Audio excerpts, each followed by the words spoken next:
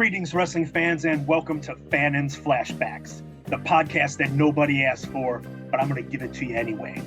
This podcast is going to cover tales from IWA Mid-South during my 12 years with the company, and it will be a part of the VNMVS Podcast Network. This podcast is intended for mature audiences only due to the foul language and graphic details about deathmatch wrestling that it will contain. This will be your backstage pass to get a peek behind the curtain at what led to the downfall of the craziest independent wrestling promotion of the late 1990s, early 2000s. And without any further ado, Nick Manawa, hit the music. Greetings, wrestling fans, and welcome to episode 8 of Fannin's Flashbacks. It's the podcast nobody asked for, but I decided to give it to you anyway. These are tales from my time in IWA Mid-South from 1997 to 2009. I am joined today by a former IWA Mid-South Heavyweight Champion, former IWA Mid-South Tag Team Champion, and former 4-time IWA Mid-South Light Heavyweight Champion, Mark Wolf. How you doing today, Marky? I'm doing great, Jimmy, man. I appreciate you inviting me on here. And I just want to, real quick on that one, I want to say, like, I think me and Harry are still the tag champs, dude. I don't think we ever lost them. When I looked it up, the titles were vacated while you were the champions, but the tag titles did come back later. So, I mean, you and Harry at least have the right to, issue a challenge. It could be like Shawn Michaels and Razor Ramon with two versions of the same title and battle it out. I have no idea who I didn't look to see who the last incarnation of IWA Mid-South Tag Team Champions were, but maybe like Thomas Ellis or something like that. It could have been. Right, and we never actually had like belts. Well, in the Tomasellis, it was like I believe they were cheap replica WWF 1980s tag titles, and just threw the $3 IWA Mid-South stickers from the gimmick table, threw those onto the belt to cover up the WWF logos that was on it, and those were the tag titles. About the last time I remember seeing them. So there was no light heavyweight belt either during that time, unless Tarek was there. And I think one time, like, Tarek gave me a belt to wear out there when I dropped it to him. Yeah, I'm pretty sure that when you were the light heavyweight champion, I'm pretty sure there was no title belt. Again, I know there was a title belt later on, because I stole it from Jimmy Jacobs, and I was the IWA Mid-South Light Heavyweight Champion, even though I was 100 pounds overweight of the weight limit. But possession is 9/10 of the law. That one was the WCW like cruiserweight title that Malenko and Rey Mysterio and Jericho and all those guys would fight over on Nitro. It was like a replica of that title belt. And again, IWA $3 stickers from the gimmick table thrown over the WCW portions to block it out and turn it into the IWA Mid-South Light Heavyweight title.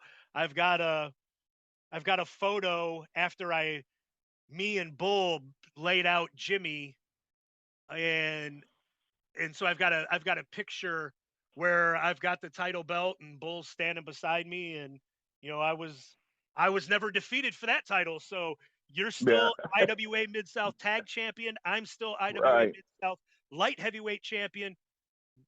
We're legends, baby. Right. Since you brought up Bull, I think there might be one more, but I think me, Harry, and Bull, maybe Kid, I'm not sure, but I know definitely me, Harry, and Bull were the only people in IWA that were heavyweight champ, tag champs, and light heavyweight champ. Now, I don't know how Bull got the light heavyweight champ.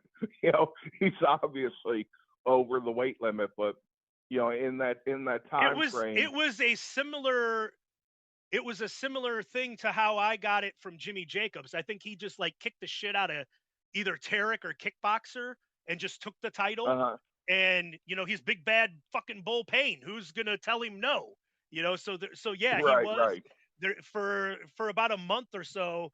He was like carrying. It had to have been like one of Tarek's belts, like how he had given to you, like you mentioned. right? Because I do believe that there was an actual title belt that he had at the time. And he made himself the light heavyweight champion. So we redid it when he was with me and crowned myself as the light heavyweight champion. So, but that's cool. That's great stuff. I like how you said big bad Bull, and dude, he's the nicest fucking teddy bear dude in the locker room, you know?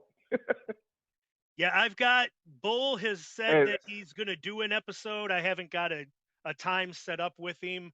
But yeah, for what his persona was in the ring, and then, you know, I'll tell it to you so I don't have to tell it on his episode and be afraid that he's going to come through the computer and kill me.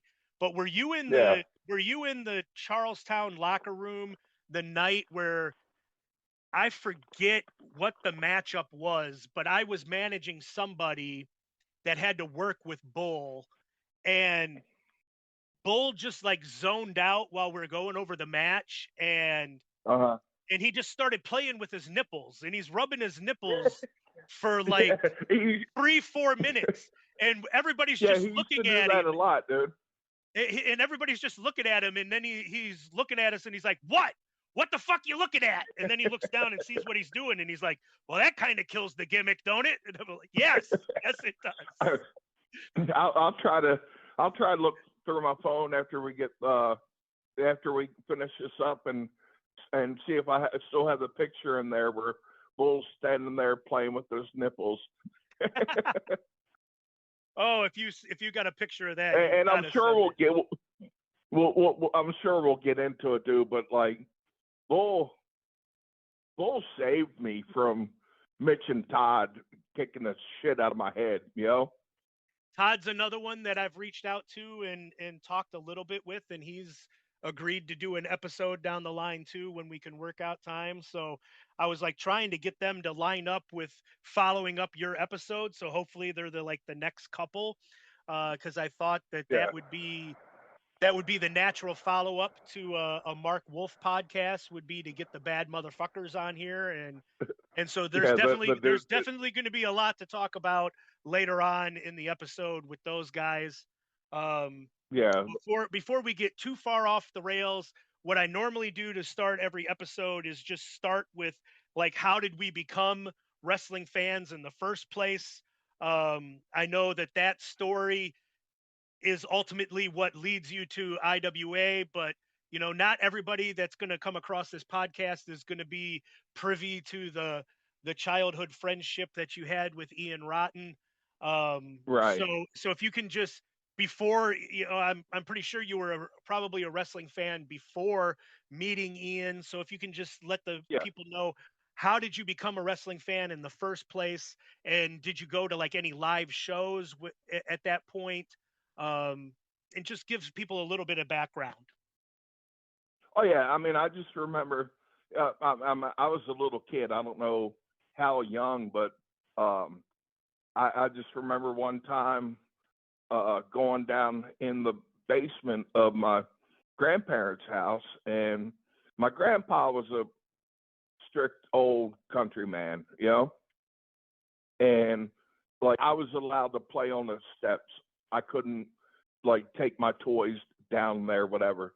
But I just remember, you know, I'm sitting on the steps playing with toys, and all of a sudden I saw wrestling on TV, and I just walked down and sat down on the floor and watched it, and it became a thing. Me and him watching wrestling on TV every Saturday afternoon, you know.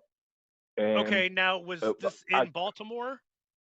yeah, this was in Baltimore when I was a Okay. little kid, and you know, I would just be quiet, and you know, I mean, back then I was loud, obnoxious kid, and Back when then? wrestling came, yeah, back then. Now I'm a lot calmer, but no, I mean, it would just, I guess it, like, what would you say, like, it mesmerized me, where I would just sit there quiet for an hour watching.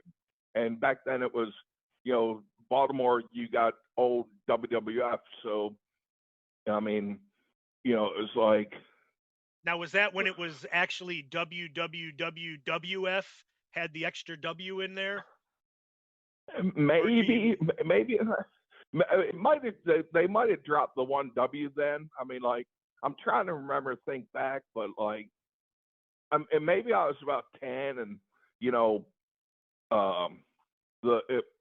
it was like Tito Santana and Ivan Putski against the Samoans and stuff like that. You know, Bob Backlund was already the champion. It was after the, you know, Billy Graham had beat Bruno. Okay. So yeah, Backlund was a champion. And I'm like, look at this dork, you know. Howdy doody. Oh, and right, and then the kicker to when, like, Zbyszko turned on Bruno, right? Yes. And I jumped up and started cheering. Like, I was always quiet because my grandpa just wanted quiet, you know. Okay. But Zbyszko turned on Bruno, and I'm jumping up and down cheering, and he didn't curse. I never heard him say a curse word in his life, right? Uh-huh. But he looked at me and he said, "Crap's sake, what's wrong with you?" But then after that, yeah, we started going to it was the Baltimore Civic Center back then, and it became, you know, same building became Baltimore Arena. Now they probably have like a corporate name to the same old building, but yeah, after that, he didn't talk to me for a week because I had something wrong with me because I was cheering that Zbyszko turned on Bruno. But after that, I remember I was over there one time. We were watching wrestling, and then we were watching Hee Haw, and he said, "Well, get ready." And I said, "For what?" He showed me he had bought us 2 tickets to go watch wrestling. That's awesome. And then after that, it like, well, I mean, like, what a great man, dude. He, you know, he had the station wagon back then where, you know, like the back seats, you're looking back out the window, you know. Right, yes. He would take me and one of my buddies that, you know, that I played like Pop Warner football and Little League baseball with. He'd take me and Jerry, my older brother, and a couple other neighborhood kids. This man was like packing 10 kids in his station wagon and paying for the tickets all the time to take us every month to see the WWF show. Do you remember what the main event was for the first time you went? I know it was. Yeah, I've looked it up. I forget what it is now, but looking back, you know, like when you're a 10-year-old kid, you think it's fucking great, you know. Right. Looking back now, like, it might have been. I know. I mean, of course, it's going to be Backlund defending. It might have been Backlund, Greg Valentine. I'm not sure. But when I looked it up one time a couple of years ago, just to see what was the first card I went to, and you think it's this greatest thing ever, right? Uh-huh. And I look up the card, and it's like Baron Miguel Cicluna versus somebody, you know, Rene Goulet versus somebody, and you're like, that card was a fucking shit, man, you know. But when you're a kid, you think it's great. Oh yeah, I was my first live show. I was almost 11. I was probably 10 and a half because it was right after WrestleMania 3. And so I hadn't had my birthday yet. So I still would have been 10. And we went to the Rosemont Horizon here in Chicago. And the main event was Steamboat against Savage in a cage. And Oh wow. I know that would have been damn good. But some of that, when I look back, some of the undercard stuff, um, I know there was, I think, I think Butch Reed went against Tito Santana, and I think Butch Reed was managed by Slick. And I know that a Hispanic guy ran out of the crowd and attacked Slick from the stands because he was like hitting Tito with the cane. And I thought that that was just the greatest thing I'd ever seen in my life. I remember spitting on the Iron Sheik because it was Oh shit. Iron Sheik against Jim Duggan, and he was coming in like my dad was, in his wheelchair, so we had to get the handicap seats. So we were like second level, right above the tunnel where they were coming out, and Iron Yeah. Sheik comes out and he's doing his USA Hak Patui and Right. Iran #1. So then I spit on him as he come out, and he like, and then everybody else is like lobbing spit at him, and I remember Don Morocco and Cowboy Ace Orton against the Can-Am Connection, and Yeah. I think like that. I think that could have been good, but like That was probably good. Outback Jack was in one of the opening matches, and that had to Yeah, have that been wasn't good. awful. Um, Yeah. but Since you brought up Iron Sheik, I know he was on that first card I went to, but it was he was still Hussein Arab. He hadn't even started just going by the Iron Sheik gimmick yet. That's how old I am. you are older But than me, then so I will right, but point that out to all the listeners.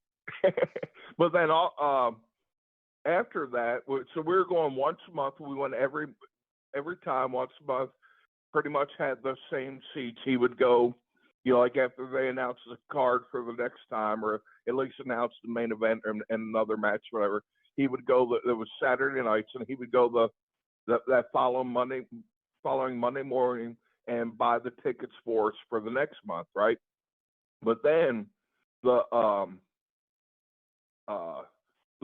like the wrestling war started, and it was everybody thinks that like Vince invaded everywhere first, but Vince Senior wanted to run Columbus, Ohio, which was you watch the old TBS where like the Georgia wrestling would run, Yes. like Wheeling, West Virginia, and up into Ohio and wherever, Yes. and Michigan, whatever.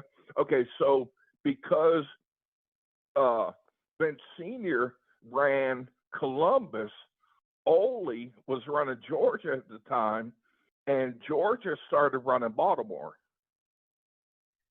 Yeah, And Baltimore became like a huge, like when the Crockett's were running. So yeah. Right. So then my grandpa was taking us twice a month because we were going to watch WWF, and then we were going to watch Georgia.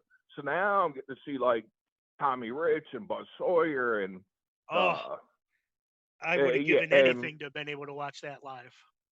Yeah. I'm getting to watch Tommy Rich, Buzz Sawyer, all these guys, the fucking Road Warriors, when right when they first and started. that's when I'm like, yeah, and between Buzz Sawyer and in coming for Georgia and Don Morocco in WWF, that's when I was like, that's what I want to do when I grow up. Those are two good ones to model yourself after. Right. And yeah, so like I always liked all the heels, and then I become a babyface.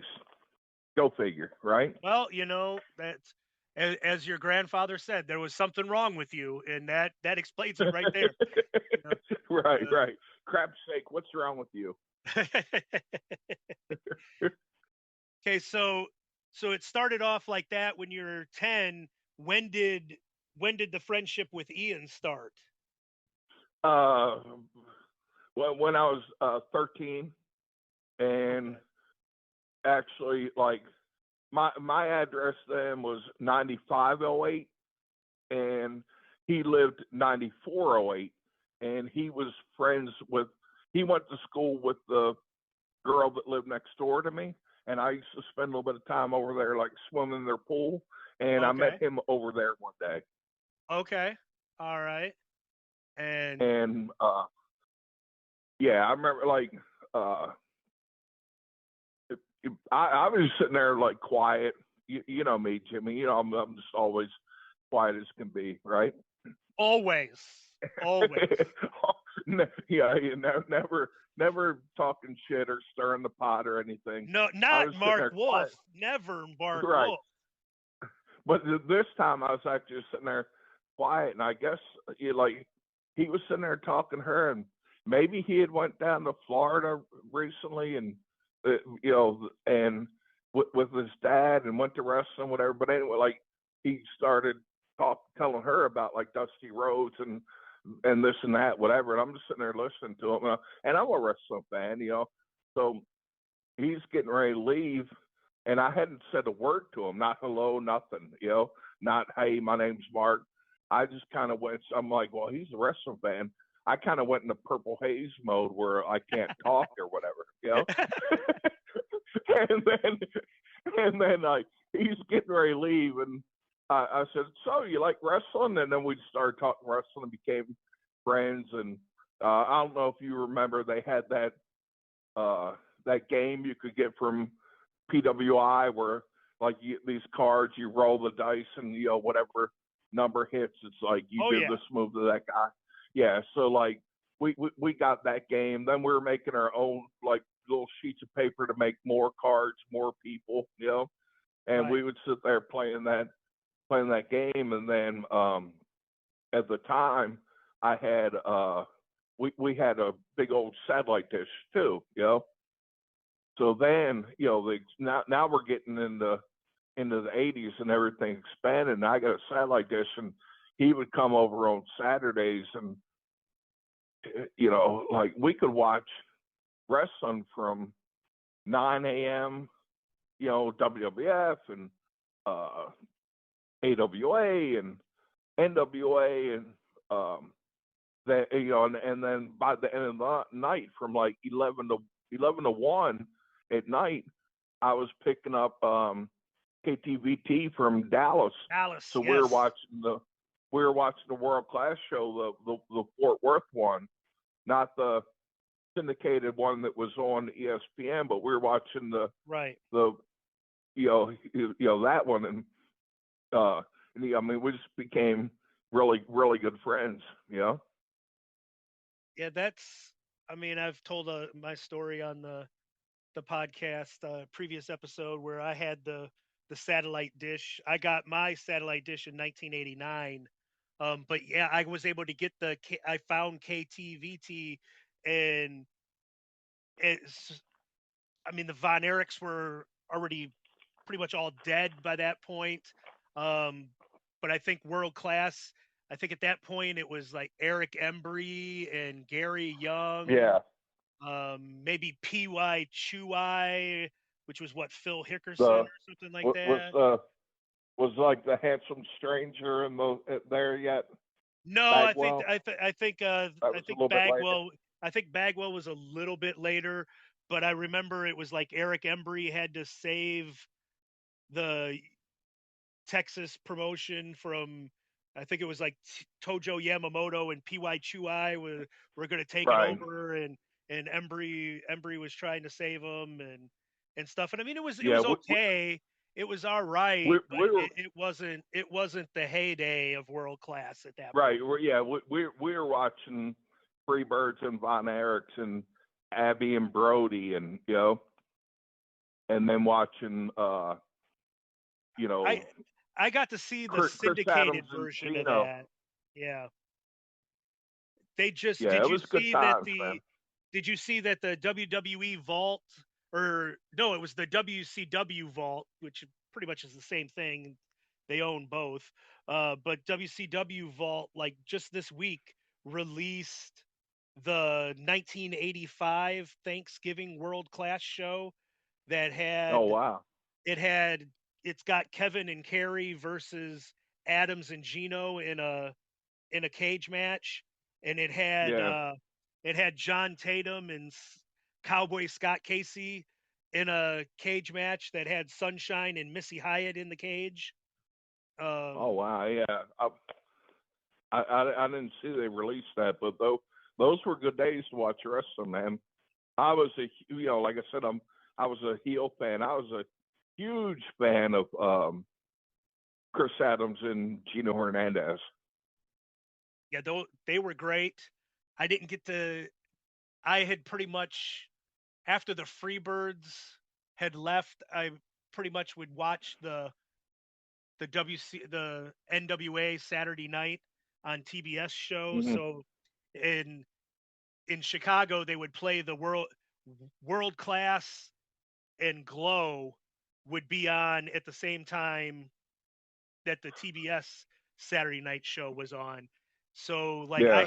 I had a 13-inch black and white TV in my bedroom, and I'd put on the local station that syndicated those two shows, and then I'd be out in the living room with my dad on the color bigger TV watching Flair and the Horsemen, and then if it got to a Right. commercial, then I'd run into the bedroom to watch whatever was on World Class at the time. So I didn't get to see a lot of Adams and Hernandez, but definitely Uh-huh. grew an appreciation for them later. Who was your favorite in Glow? Hollywood and Vine? Um, at the time, I was a big farmer's daughter. Mark. Farmer's Daughter. Yeah, Yes. I was a fan of Hollywood and Vine back then. I can see that. You probably would be what was the Sawyer Brown song? I like my women a little on the trashy side. Yeah, yeah. Some girls do, right? Uh-huh. And yeah, definitely, yeah. All right. So you and Ian started out that way. Right. And you said that you watching Morocco and Sawyer, you knew that it was what you That's wanted what. to do.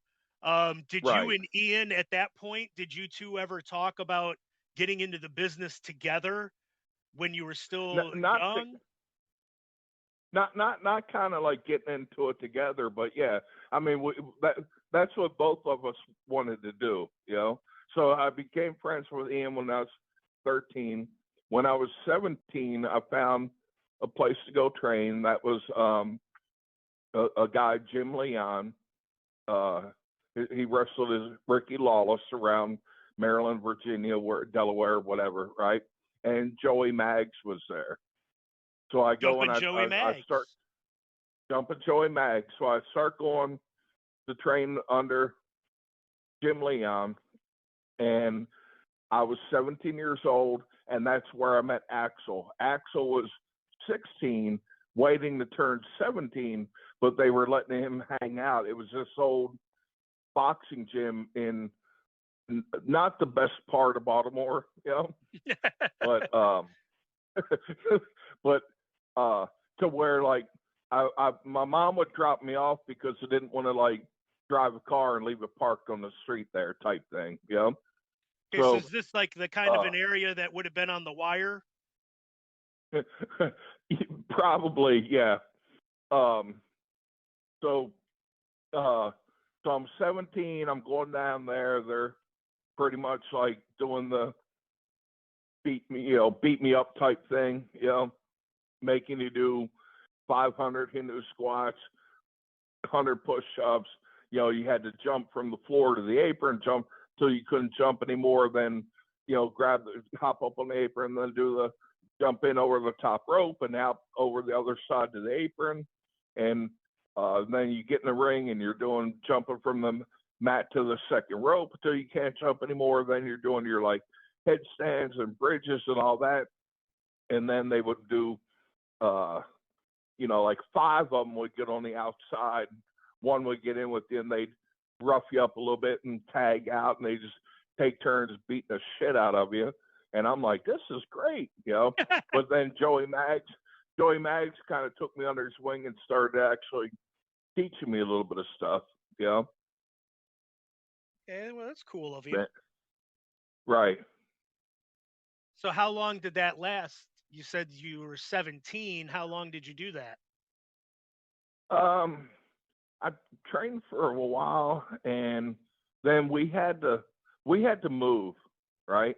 My mom broke up with the guy that she had been dating pretty much my whole life, and we had to move. And the first move was outside of Richmond, out in the country, because she raised dogs and needed room for the kennel runs and stuff. And I forget what town it was, but I saw a poster for a wrestling show, Virginia Championship Wrestling, and Ricky Lawless and Joey Maggs as a tag team were one of the matches.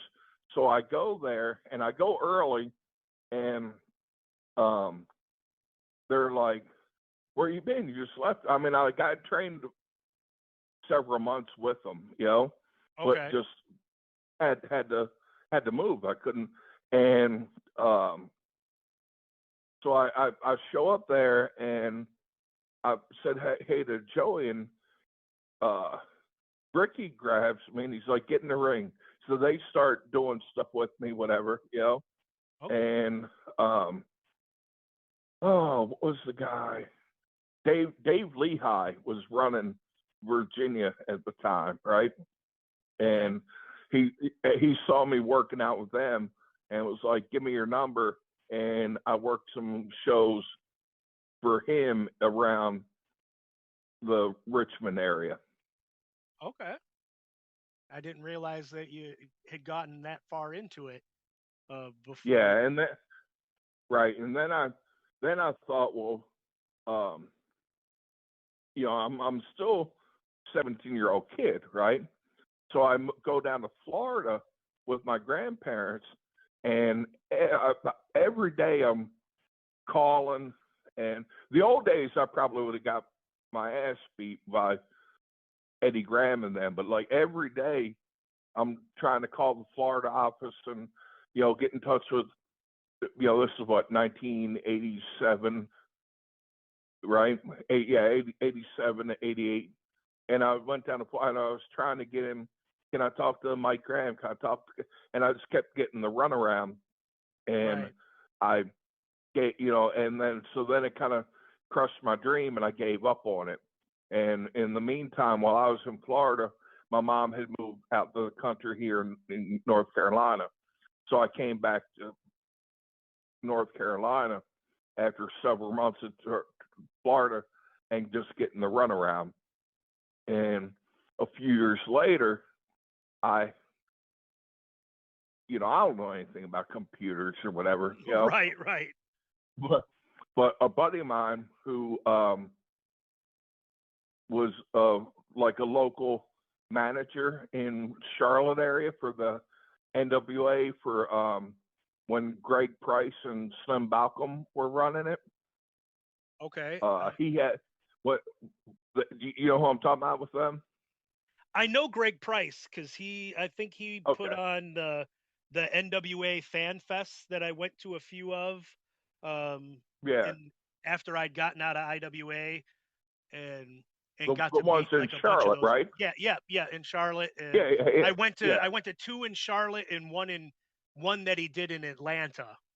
I think me and Mitch Page went to the one in Atlanta, and then me and my buddy Chris went twice to Charlotte for them, and so pretty much got to meet all of the Crockett guys that I grew up watching. So that was cool stuff.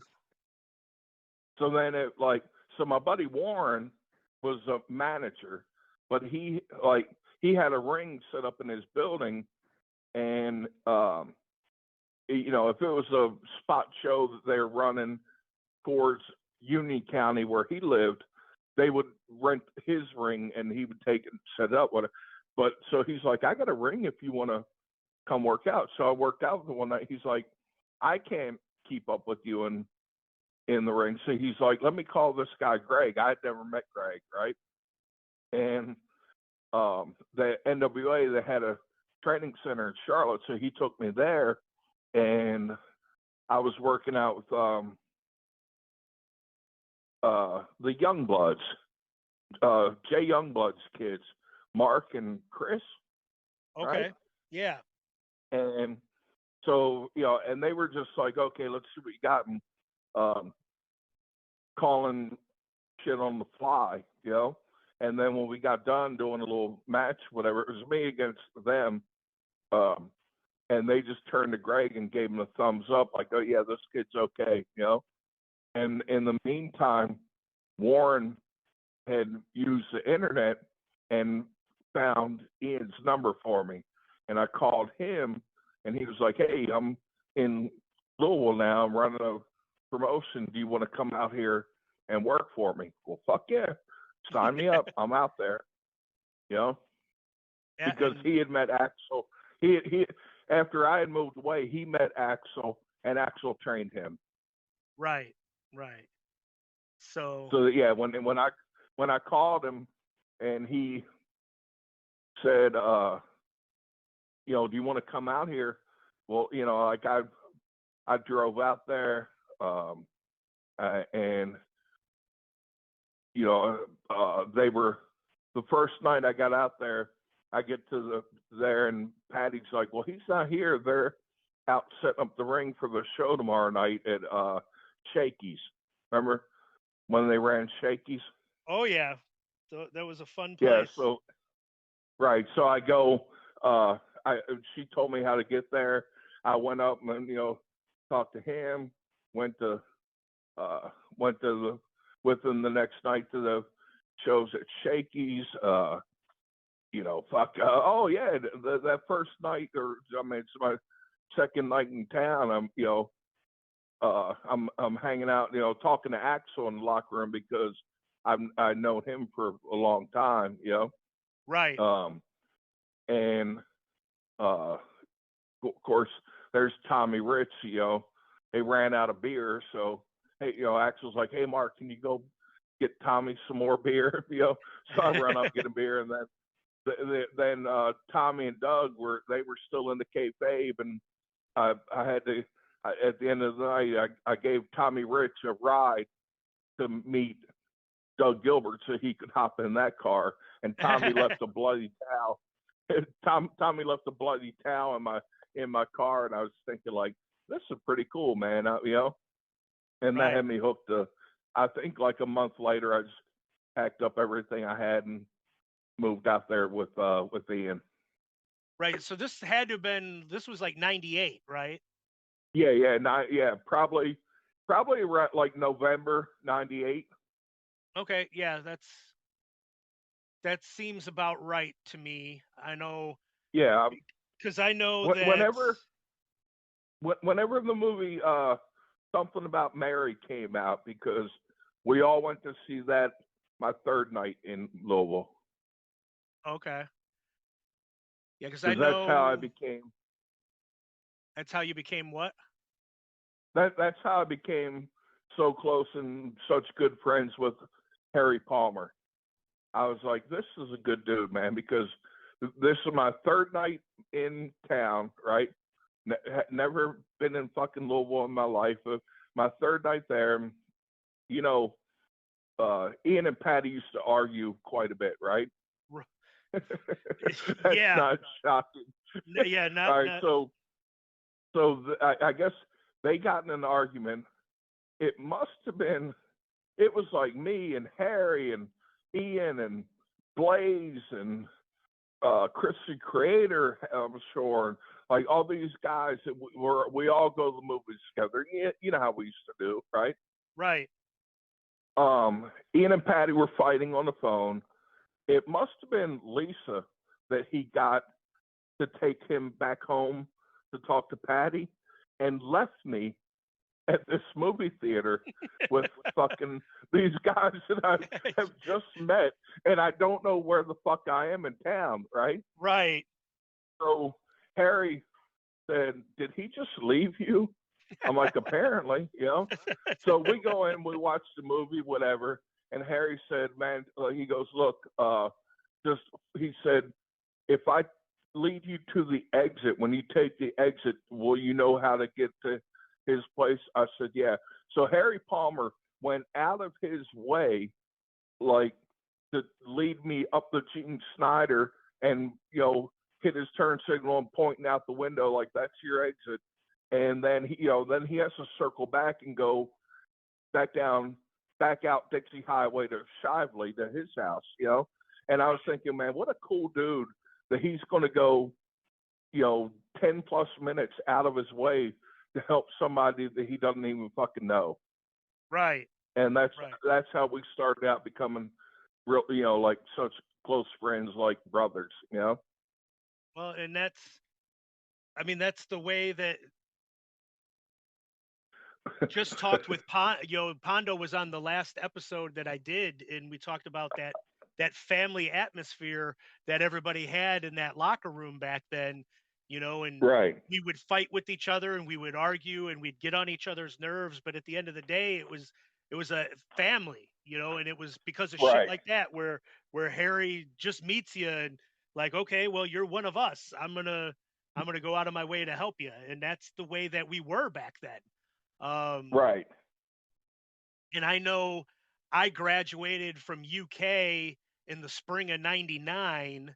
I had already been doing shows for like a little over a year at that point.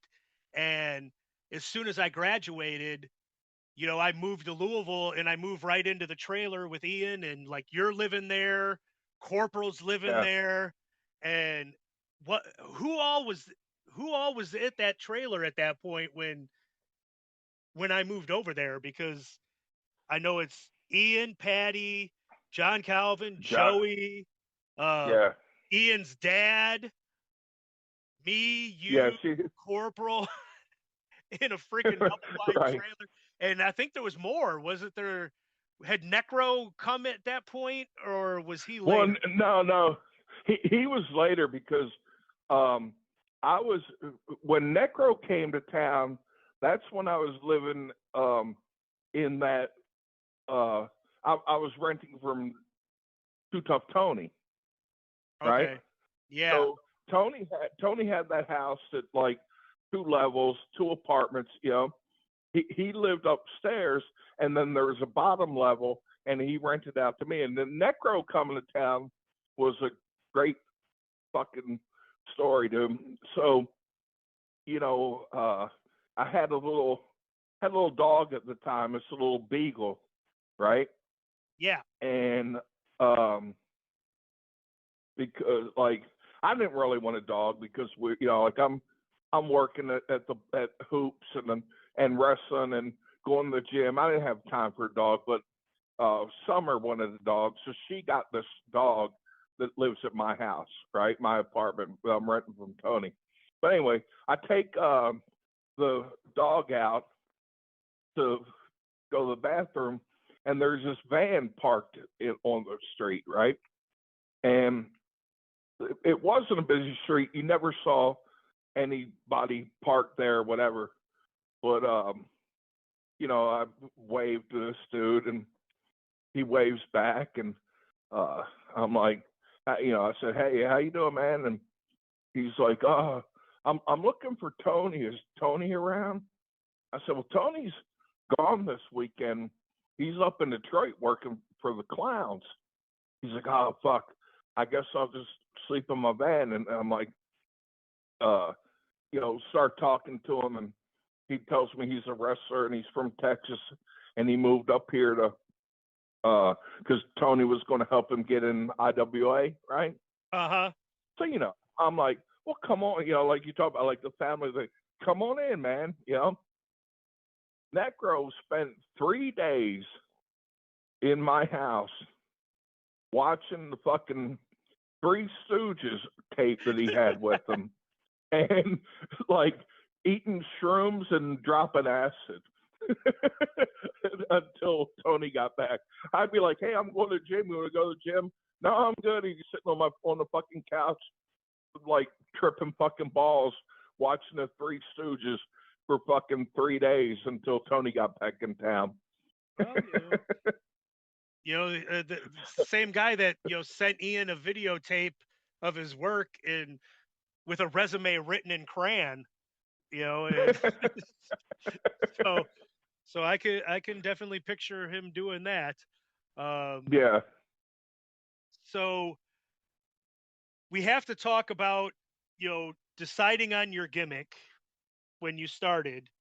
I mean, like, how in the world did they come up with the idea of you just being this giant goofball? I can't figure out where this would have ever come from.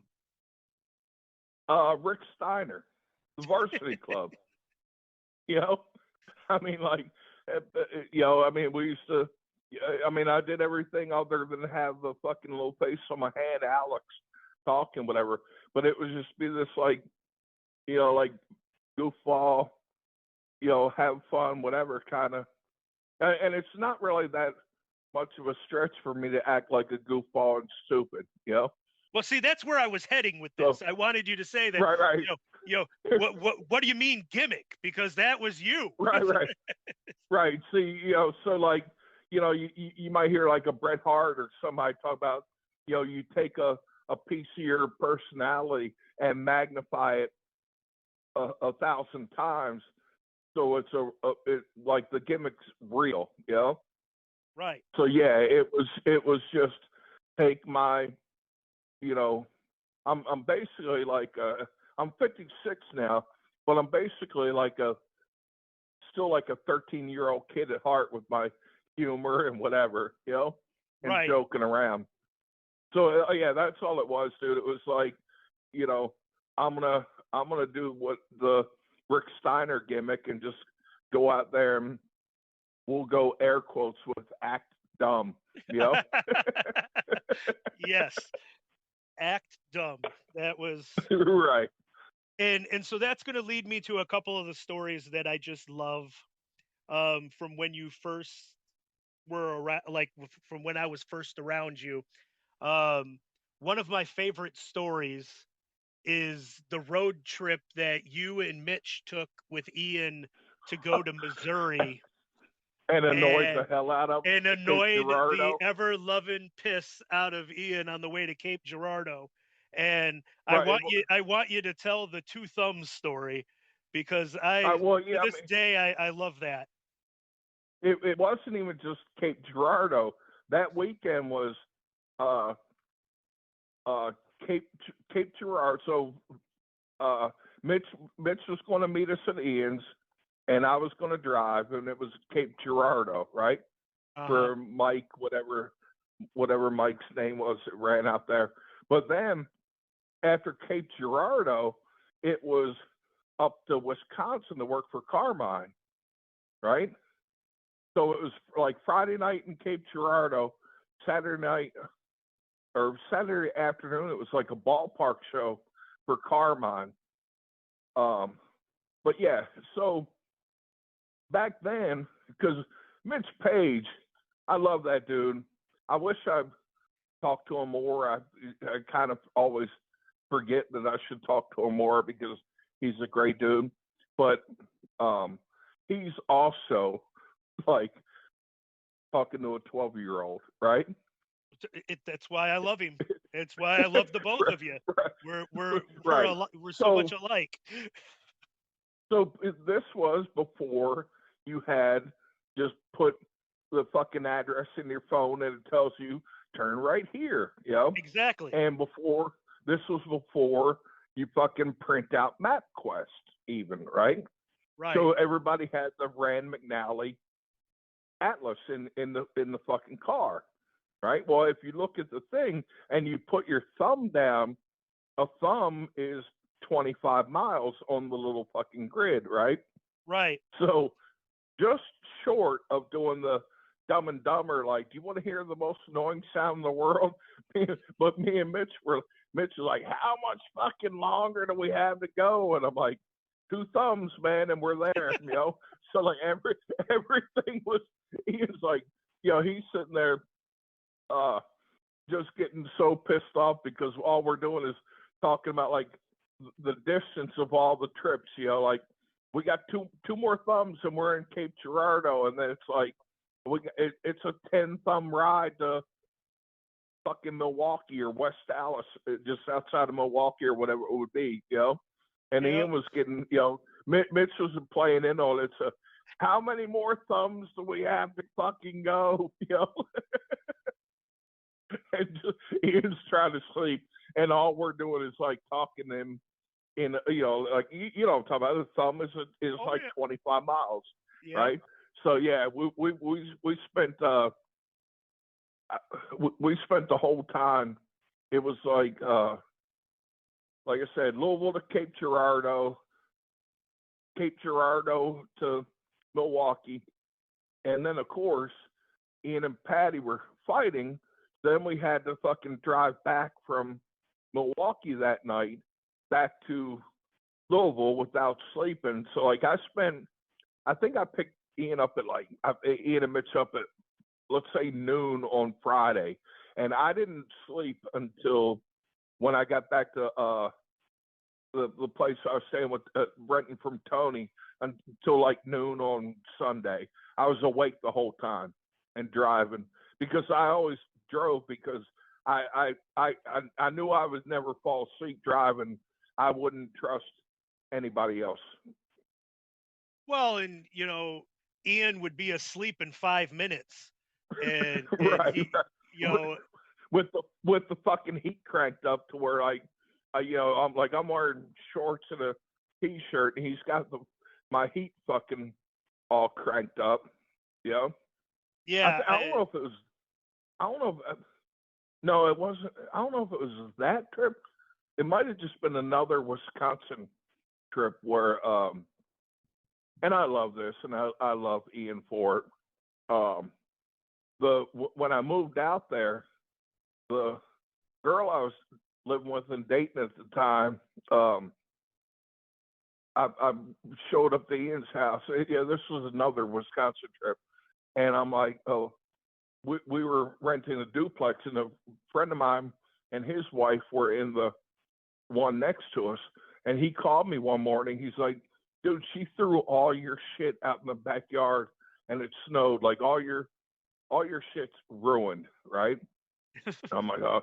So I get to Ian, so I pick him up. We're getting ready to drive up to Wisconsin, and I told him, I said, yeah, man, she threw out all my shit.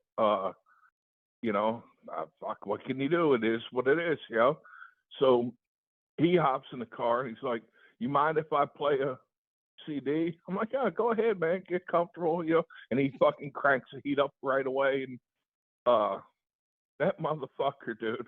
I just got done telling him that she threw out all my shit. He pops in a CD with Billy Ray Cyrus, Where Am I Going to Live When I Get Home?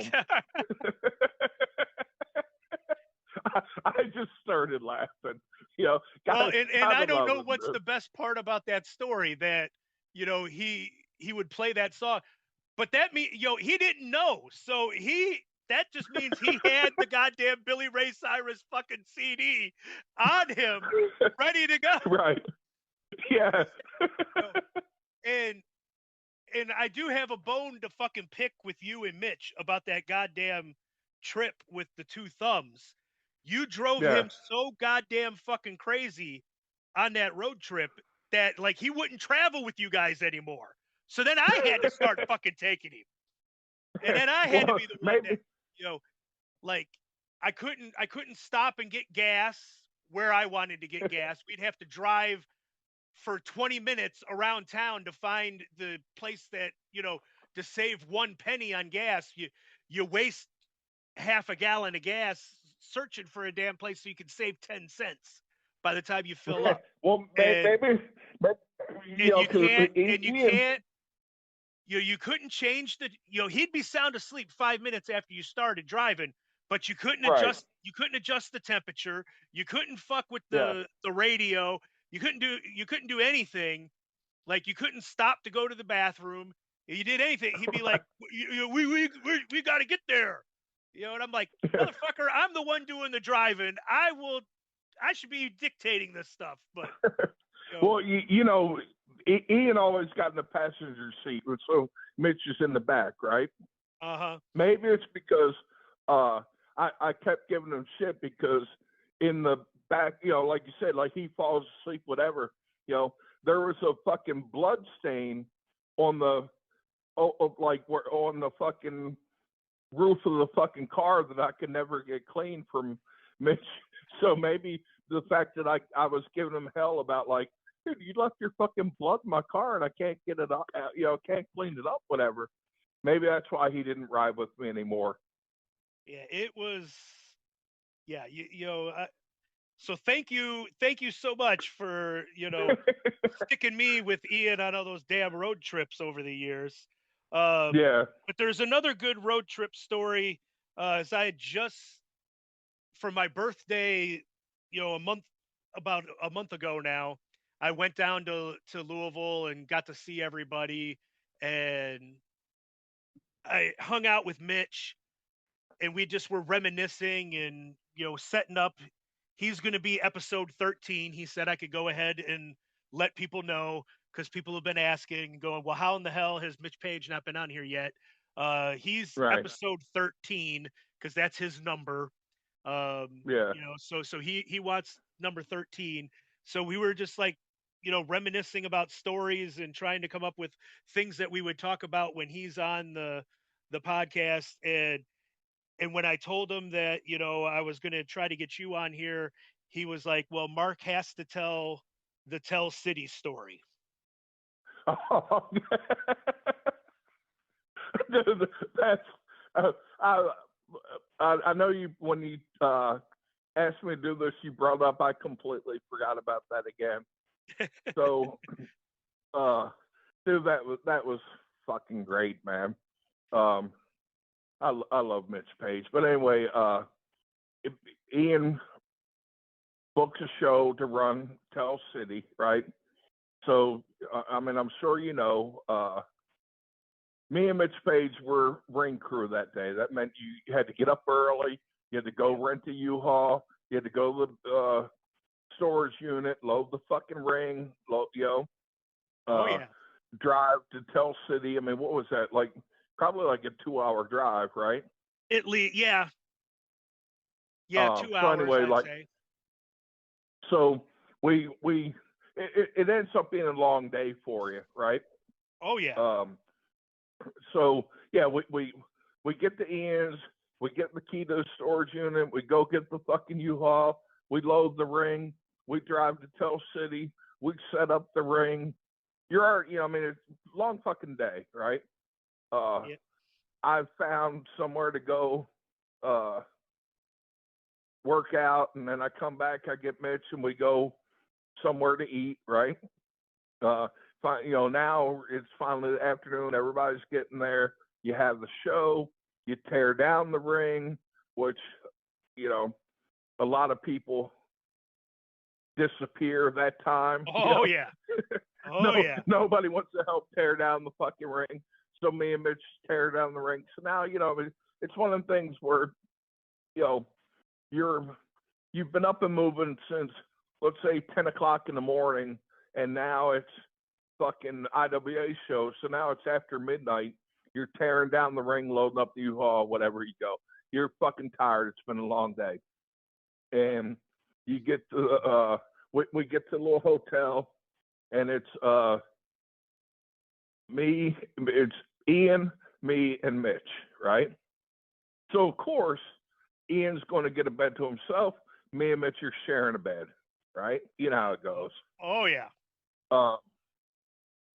So we were already annoying Ian enough by when you get in a hotel room, the only thing you got, like maybe a couple of takeout menus, a channel guide for the TV, and a Bible in one of the drawers, right? Yep. So we're already fucking around with the Bible, and Ian's getting really annoyed with us, Maybe a page got ripped out to roll a joint. Maybe I'm not sure, but that could have happened or whatever. But anyway, go to sleep finally. I wake up like I'm not the best sleeper. I mean, I might sleep 3 or 4 hours, wake up, 2 hours, wake up and go back to sleep all the time. But I wake up, Mitch Page is fucking spooning me with one leg draped over me, one arm draped over me, and I'm just like, and Ian was awake and just looking at us, and he sees me wake up, and I'm just like, Mitch is spooning me, and then just like snuggle back in under Mitch Page's arm and leg draped over me. So yeah, like I spent the night sleeping as comfortable as I can be with Mitch Page having an arm and leg draped over me, and I woke up, saw it, and just was like, oh, this is nice. I'm just gonna squeeze back in here a little bit tighter. Well, you're stuck, you might as well make the best of it, right? Right. Yeah, I mean, where was I going? Plus it was nice and warm and comfortable. Well, see, and you say like, of course Ian had to have a bed by himself, and that was generally the right. rule. Right. Yeah, like there was one time where I had to share the bed. There was so many of us that he was like, okay, and shared I got to share the bed instead of being on the floor, and I woke up in a similar situation, except I wasn't as accepting of it, and I just started screaming, "I'm not Patty! I'm not Patty!" And like woke up. Yeah, that was the last time. That was the last time. I was like, from now on, I'll just buy my own. I was as comfortable as can be being spooned by Mitch Page. Now one time up in Wisconsin, I had to share a bed with Roger, Security Roger. Yeah, Mullet Roger. Okay. Yeah, Mullet Security Roger, who he's kind of like a country version of the one All Japan wrestler Toway. That's what me and Hero used to call him, Toway. But like, like see, I thought you were going to call him the character off King of the Hill, because of the way he would talk like that. What was the guy? Boomhauer? Boomhauer. Yeah, Boomhauer. But like like when we were traveling like that, like if you were cool with them and didn't destroy shit, like and you're going to these hotels on a regular basis. I mean, like even though the pool area was closed or the hot tub was closed, these girls would let you go in there, So like I'm up later, I'm sitting in the hot tub relaxing, whatever. Finally get back to the room, and and now it's same thing. Ian gets his own bed, and I'm sharing a bed with Mullet Security Roger, and I'm like, no, that one I might have reacted different when like as I'm getting in bed, I notice like this guy's just sleeping in his fucking tighty whities, Now if he had spooned me, we might have had a different ending. But Mitch Page, I was as comfortable as can be, Oh, that is fantastic stuff. The other thing I wanted to get. I know we haven't even gotten on the IWA. Right. Yet, I mean, there's so much great stuff. Fucking Mitch Page did one time. Me, Hero, Mitch Page. I forget what even like little small town it was in Kentucky, but they were doing a thing. You know how like fucking Walmart or something. Sherry Page. Sherry Martel was doing like an autograph signing, say, you guys should come see me, right? So we go to this one. It was like Sherry Martel, Boogie Woogie Man, somebody else maybe doing a fucking autograph sign. So we just go say hi to Sherry Martel because she was awesome, right? Well, I slept with Sherry Martel, so of course she's awesome. we're in Walmart playing around. Fucking dude, it fucking stung like a motherfucker. I come around the corner, walk down this aisle. Fucking Mitch Page shoots that fucking silly string shit right in my fucking eye. And I just remember being in Walmart like, oh fuck, that burns like fucking hell, you know.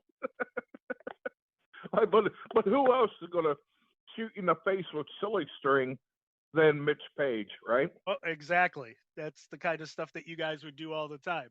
And Right. the other kind of travel story that I wanted to get into before we just dive into, you know, what everybody actual wrestling that happened. yes.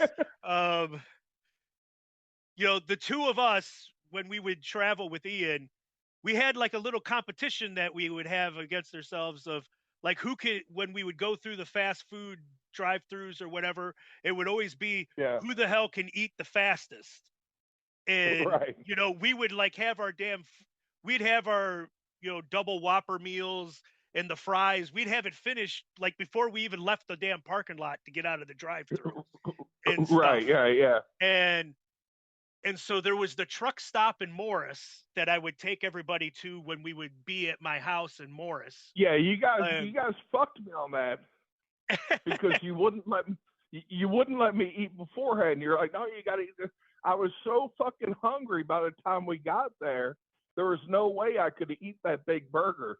Like if you guys had let me stop and get, you know, like a normal fucking breakfast and eat and whatever, I probably would have done a lot better. But you know, when you're so hungry, you get stuffed real quick, you know? Right.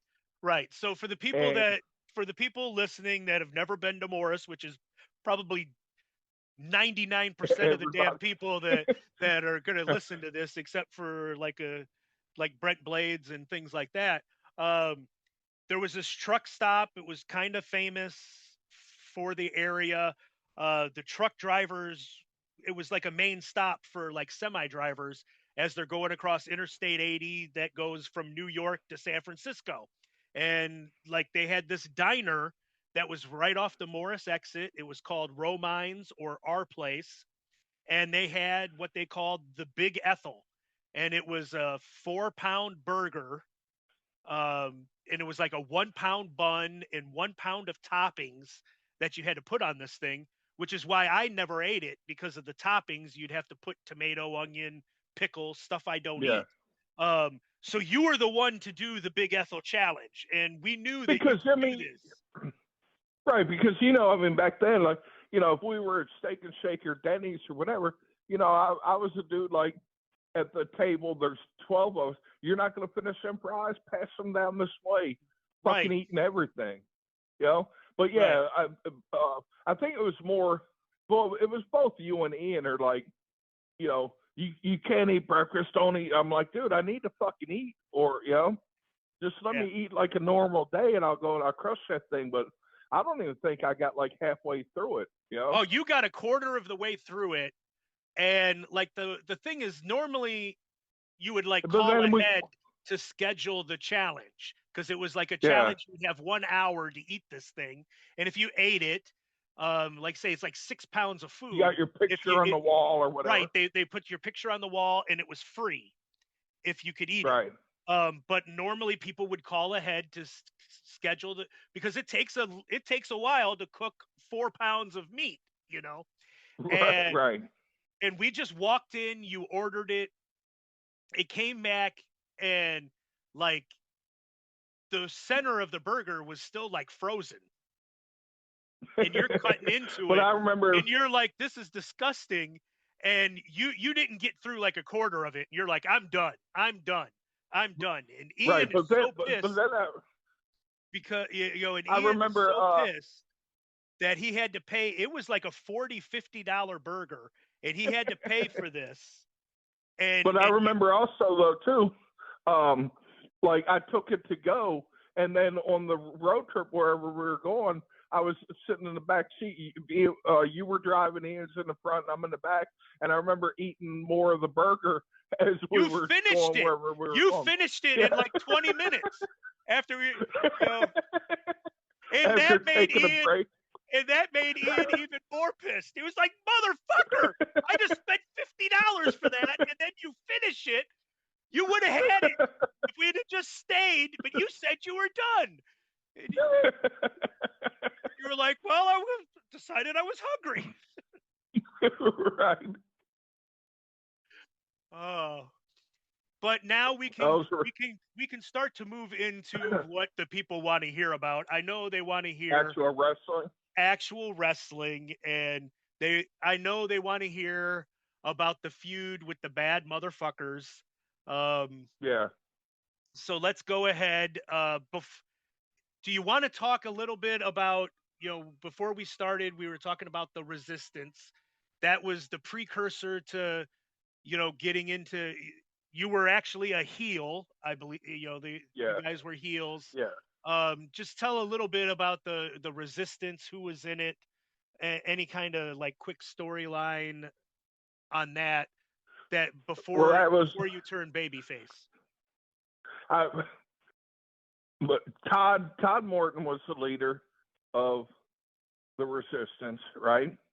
But then, if you remember, it was Todd, Harry, me, and Hero. We were the Resistance, right? But then, also speaking of another dude that has a sense of humor of a 12-year-old, add Harry Palmer, So we used to make Todd mad because he's trying to be serious, like, we're the Resistance, blah, blah, blah, whatever. Me and Harry are calling it Viva la Resistance from South Park. Yes. Yes. Remember it was, we were like, Viva la Resistance, Yes. And Todd it wasn't it like mad. Something about, you kept asking about the free punch and pie and. Oh, well, no, yeah, that was like the part of the dumb gimmick. Yeah, like Ian's fucking 20. That was actually later, like when I was a babyface. Like, Ian's fucking 20, 30-minute promos to open up the show. And it was one where he was telling, like, kind of blaming the fans, like, you guys need to tell your friends, bring more people. So I walked out with the South Park line in mind, and I'm like, with the Cartman line, I'm like, tell them we'll be punch and pie. More people will come if there's punch and pie. Yes. Yes. Okay. I thought that was part of when you were doing it with the Resistance, but okay. Yeah. No, that the punch and pie was later, but yeah, with like with Todd, it was, I'm gonna act stupid.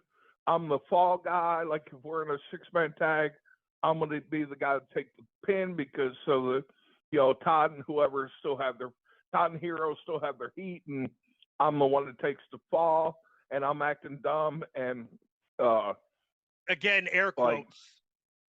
Like, right, yeah, I'm acting. Like, I remember there was one, Hero was working with Chucky, and it was like, Hero goes to, or maybe like, something, maybe like a ref bump, or Todd distracted the ref either way, and then I'm supposed to throw powder at Chucky. Well, Chucky kicks my hand to powder. Powder's me, I powder myself, and then I give Hero the fucking slop drop, and then Chucky pins him 1, 2, 3. They're out there, Todd, because I'm an idiot, and I cost Hero the match, and Todd's yelling at me, and I'm like, Chucky grew, man. He got taller. He's like, that wasn't Chucky, you dumb fuck. That was Hero, and like Todd used to get mad at me and Harry how dumb we were being, just being ourselves, but taking it up a notch. I mean, like, some of those fucking slaps that he would, like, he'd be like that one. I'm like, Chucky grew, man. He's like, that wasn't Chucky, that was Hero. And blam, smack me in the face. Some of them fucking slaps for him were stiff as shit, dude. I mean, he was laying them in because I think we were making him so fucking mad, I can't imagine why. Cannot imagine why. Right. Having to put up with me and Harry just talking goofy shit, And yeah, it was but yeah, that's a whole Resistance thing, man. It was like, it was a really fun time, and with all the slaps from Todd, because I did something to cost Hero a match, or I did something to cost him a match, or whatever. All the him fucking slapping the hell out of me built up to the people couldn't wait to see me punch him back eventually. You know? Okay, and that's what finally led to you becoming the baby face. Yeah, I think it actually maybe like a Wednesday night show after a little bit of the run of the Viva La Renaissance. Ian booked me with Rugby Thug, and after I worked with Rugby, he right away after we came back, he said, "I have to turn you babyface." So then the Saturday night, Todd slapped me. You know, I sit there, boom, and then I threw a punch back at Todd, and then I was a baby after that. And the rest, as they say, is history with that. And right, you would always, always compare yourself to Sam Houston as the baby face. Yeah, because Ian would be Dusty Rhodes, the big dog, you know. Hero would be like your Magnum TA, and I would be the Sam Houston that everybody would get their heat on to go on to wrestle Hero or Ian. That's the way I looked at what my role was in IWA. I was giving this some thought leading into it, and I would almost, the Sam Houston one is fitting. What about Jimmy Valiant? Maybe, and then there might have been, it might have been a little bit of Ronnie Garvin, because like the stiffness, the snugness. I mean, if you're getting kicked in the head by Todd or Mitch, you're gonna throw punches fucking back. You know what I mean? Right. But then Ronnie Garvin got his one little run at the top with the belt. You know what I mean? Right. So maybe that's a good one. That's a good one, because you were the champion. You got the big belt. Like I told Hero the other Thanksgiving we were hanging out. I said, man, there were times where like with Mitch, I mean, I would just fucking haul back and elbow him with just swing my elbow back and hit him in the sternum as hard as I fucking could to get him to get off me for a minute. You know? And of course, this is Mitch Ryder, not Mitch Page. Mitch Ryder, right, yeah, Mitch Ryder. I mean, there were sometimes I think there was a competition. Todd always said it was because he was smaller, he had to lay it in. Okay, fine. Yeah, you're smaller, you got to lay in. You also kicked a fucking tooth out of my mouth. You know what I mean? Mitch Ryder, the two of them, like Mitch Ryder was bad enough by himself.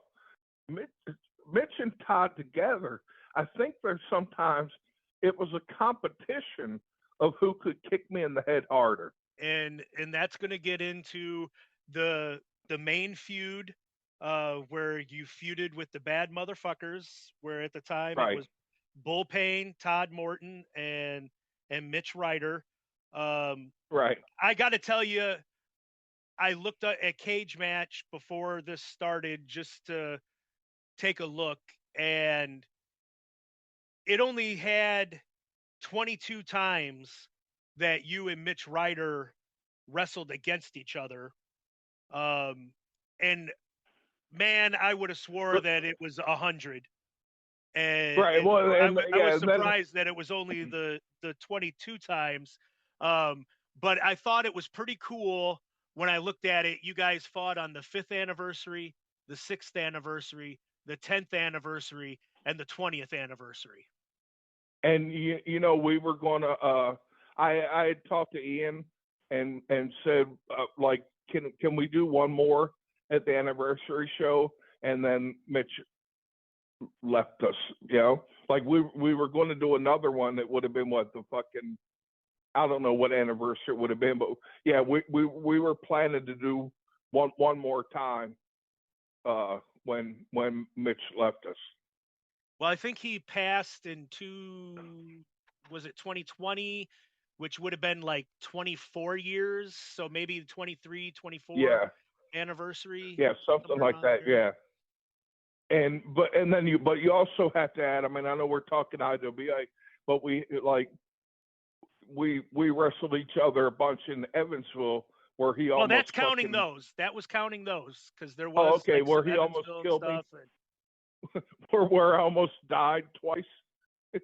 You weren't there. Manawa was there. I know.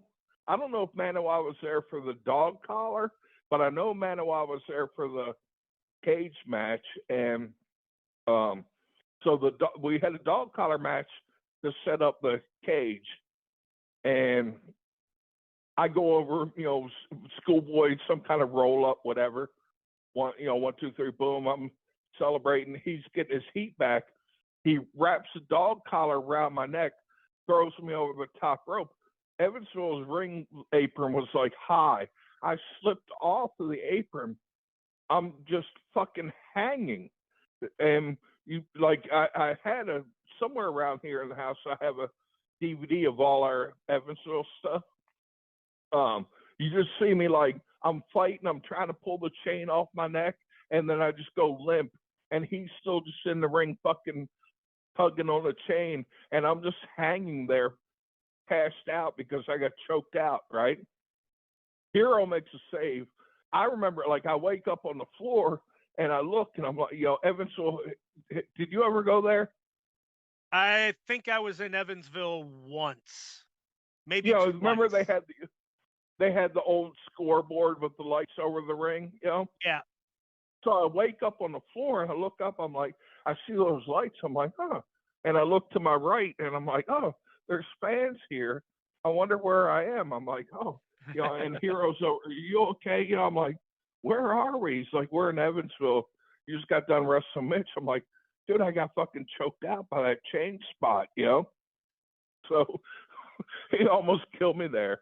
Then we had the cage match the next week. And you remember Mitch wore all the baby powder with baby oil with the fucking glitter in it? Yes. All right, so Mitch is all baby oiled up and glitter on him, whatever. We're on the top rope, doing the fucking, he's rubbing my head in the cage. I fucking gig. I cut him off. Spot was, I'm going to give him a neck breaker off the top rope. So we go neck breaker.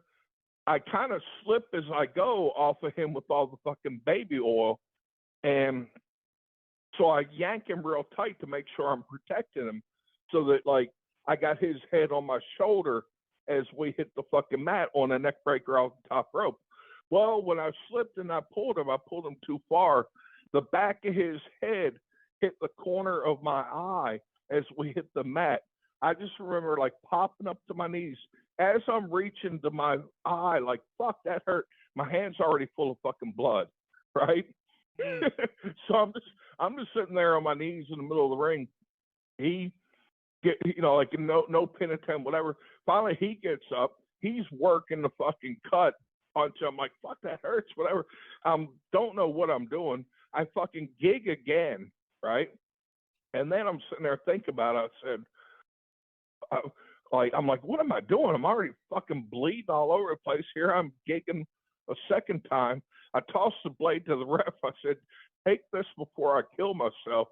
And I don't even know how much longer we went, but the finish of the match was set up we didn't have a blow off of me beating him. The finish was set up him and Chase Stevens from, you remember him? Used to come he used to come with Trace used to bring him to Charlestown, and then Chase Stevens and Andy something were the naturals in TNA back then. But anyway, the finish was when I have Mitch hooked for the inverted DDT, Chase Stevens is going to come off the top of the cage, which when we were standing on the top rope, this cage was so fucking big that like we're standing on top rope and the cage is still like a foot over our head, right? Wow. So I got a concussion. I don't know where the fuck we are. I'm not set up in the exact right spot for Chase to hit his fucking neck breaker on me, but we do our best, you know. I get up, boom, I got Mitch. Here comes Chase, like with like off the fucking top of the cage and hit me with the neck breaker. He also landed on Mitch's face as he came and broke his nasal cavity. Jesus. So, but somebody in the crowd had called 911 because both of us were so fucked up in there that when I got back in the curtain, paramedics were waiting there to treat us and take us to the hospital. And I'm like, I'm not going to fucking hospital in Evansville. And I just hopped in after the show was over, another mullet security, Danny, he drove me and Hero. We hopped in his truck and he drove us home. And J.C. Bailey might have been on that show too, because I remember J.C. Bailey was the one cleaning out the cut when we got back to win, and he was sticking his thumb in the hole, like he's like, I can put my whole thumb in this cut, you know, and then super glued it together. Okay, so but yeah, I just had sidetracked that not only the IWA stuff, but Mitch tried to kill me in Evansville too. Well, you know, when Tommy Rich and Buzz Sawyer would wrestle outside of Atlanta, you know, they still had to make it. They still had to give those people the kind of show that they came to expect from what they saw on TBS. You know, you can't take it easy just because you're somewhere else and working at Evansville. Right. You know, we still have a lot to get into. I'm just gonna start mentioning a couple of big things, and you know, this leaves plenty for us to do a follow-up episode on, because you know, as we keep mentioning, we're hardly even talking about the actual wrestling because there was just so much fun stuff out of the ring. Right. I gotta ask for you to tell the Adam Gooch story at WrestleHouse, Indiana. Because we had talked about this before, like when I was trying to set this up with you, and you know, I wasn't there and I had misremembered some of the details. I had more people involved, but I want you to tell me the Adam Gooch story from WrestleHouse, Indiana. You know, I've been trying to remember it since you brought that up. I don't remember all the details, but I'm pretty sure that was the night that I mean, you know how Win was, dude. I'm pretty sure that's the night it was me and Hero, of course, Prazak, Nate Webb, of course, Gooch, Punk, H. Steele, Smothers was there, Daphne, Joel Gertner was there, and we were all watching. I think that was the night we were all sitting there watching the Vampiro shoot, you know? And it was one of the nights where instead of going to J-Boy afterwards, I had probably thrown like chicken in the crock pot, and we got that. BJ Whitmer would have been there. You know, like I used to throw chicken in the crock pot and then cook tater tots and make egg, you know, fried egg and cheese sandwiches for everybody, whatever. But and I think that was the night we were watching the Vampiro shoot for the first time, which is hilarious. But get a knock on the door.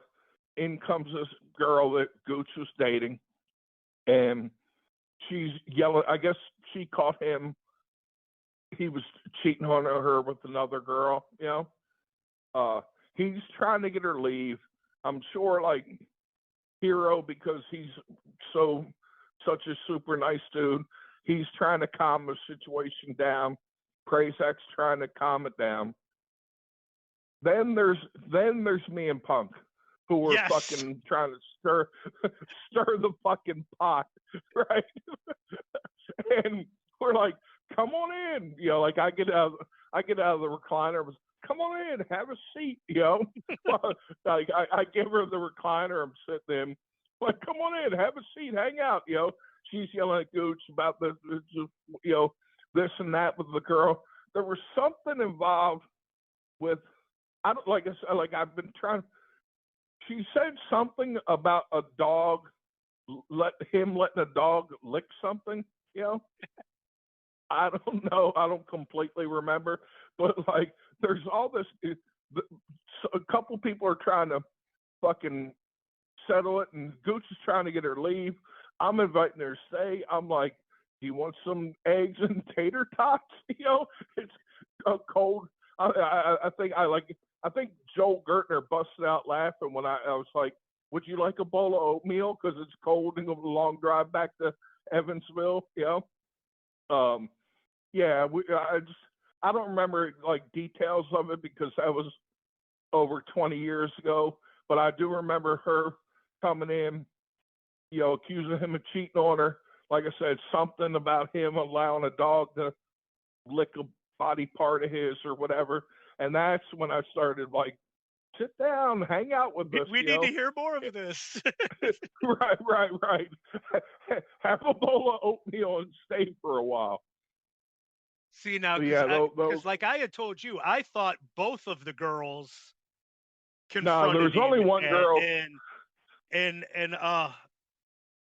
But you know how the guy, because I wasn't there, so you know how the guys are. Once, like, that was the talk for like the next month, and right. And you said Tracy was there, so Tracy would love to embellish everything. So he probably had, he probably, by the time he got done telling it a month later, there was probably 5 women that were there that he had. Right. And they were all trying to kill him, and yeah, he got a little into his stories and may have exaggerated a little bit, but yeah, that, like, I don't remember details, but I do remember like Hero and Gooch trying to get her leave, Hero trying to calm the situation down, and I'm like, okay, let's stir the fucking pot. This is fun. This is entertaining, Right, and that was you in a nutshell. Especially back then, you would stir that pot and create the trouble. Yeah. And there was the time there was the time where you, me, and Bull Payne were all working at the Home Depot there in Clarksville together at the same time. Home Depot Mike was the store manager, and he hired the 3 of us to work overnights. And do you remember when we did the build up for me versus Bull at King of the Death matches while we were all working together, and like you would stir the pot and like try to instigate me and Bull to fight each other in front of, like, and we're like hamming it up for everybody, and nobody's believing that I'm going to actually wrestle Bull at King of the Death, because we had pulled this on him like a couple of times and actually gotten them to like buy tickets and come out to the show, and then something would happen and I'd weasel out of it and not go. And so they're all sitting there going, there's no way you're going to wrestle Bull. Just stop the act. And you're stirring the pot. No. They're going to do it. Yeah. And you're instigating everything. And I would normally, because like you lived, it was like a 2-minute car ride for you to get to WrestleHouse, Indiana. I was in a different complex, but almost just as close. And it would take me just a couple of minutes to drive home. So normally I'd go home on the lunch break that we would get overnight, and I'd just eat there and then come back.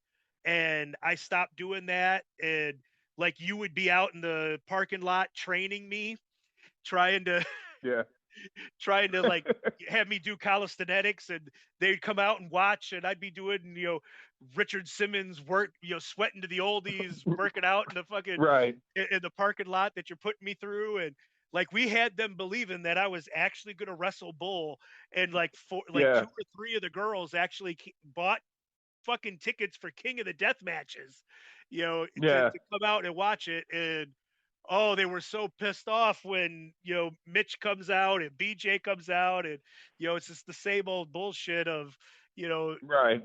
nothing happened. And they didn't talk to us for like 2 weeks Yeah. after that. But we would have so much fun just stirring the pot and just being Yeah. crazy like that. And One of my favorite things to do was you know how Todd was in the locker room, right? oh yeah. That was fucking shit, man. What the fuck, Like my favorite thing was to get Todd, like I'd tap his foot, like I sat next to him a lot, I mean, it was I was either sitting next to Hero or sitting next to Todd in the locker room all the time, and I would tap Todd's foot and say something to somebody just to get fucking Todd going off on somebody, just stir that fucking pot, Oh, and he would be such an easy one to get like, worked up. And like one time, oh fuck, what was that other building? Not the the warehouse one, the Colgate Gym in Clarksville, right? yes, where we had the heel locker room and the babyface locker room. Well, that was in the warehouse thing at Clarksville, but then the other building ran a couple times after that one, the Colgate Gym or whatever, right? Okay, that might have been after me. Okay, well anyway, like I remember, like I got Todd all stirred up, right? And Jimmy Jacobs, who I fucking love Jimmy Jacobs, right? Big blank of love, one of the nicest people in the business. I got Todd all stirred up and he starts yelling at fucking Jimmy, and he's like, "Wow, he's like, that match was a fucking shit. I don't get you. What are you fucking? Is your gimmick that you're gay or what? He's going off." And then after telling Jimmy that his match, because I got him all stirred up, after telling Jimmy that his match was a fucking shit, and he's like, yelling at him for 10 minutes about how horrible the fucking match was. I pointed out to Todd, I'm like, that's not the match we were watching. And Todd's like, oh, I'm not, I didn't mean to talk to you. Like, he was yelling at the wrong guy. He's like, sorry. He's like, sorry, it wasn't your match I was watching. Where's that other guy? I got him all stirred up to yell at Jimmy for like 10 minutes. That is fantastic. So we have to talk about the Tracy Riot and you teaming with Bobby Eaton, getting managed by Francine. Yeah. What are your memories of that night? All right, so we'll start early. And I'm like, I don't want to talk bad about a legend like Bobby Eaton, right? But he rode in with Jamie Dundee, Bobby was married to Jamie's sister, correct? Something like that. There was. Yeah, okay. So Bobby was drunker than fuck when he showed up in the building, right?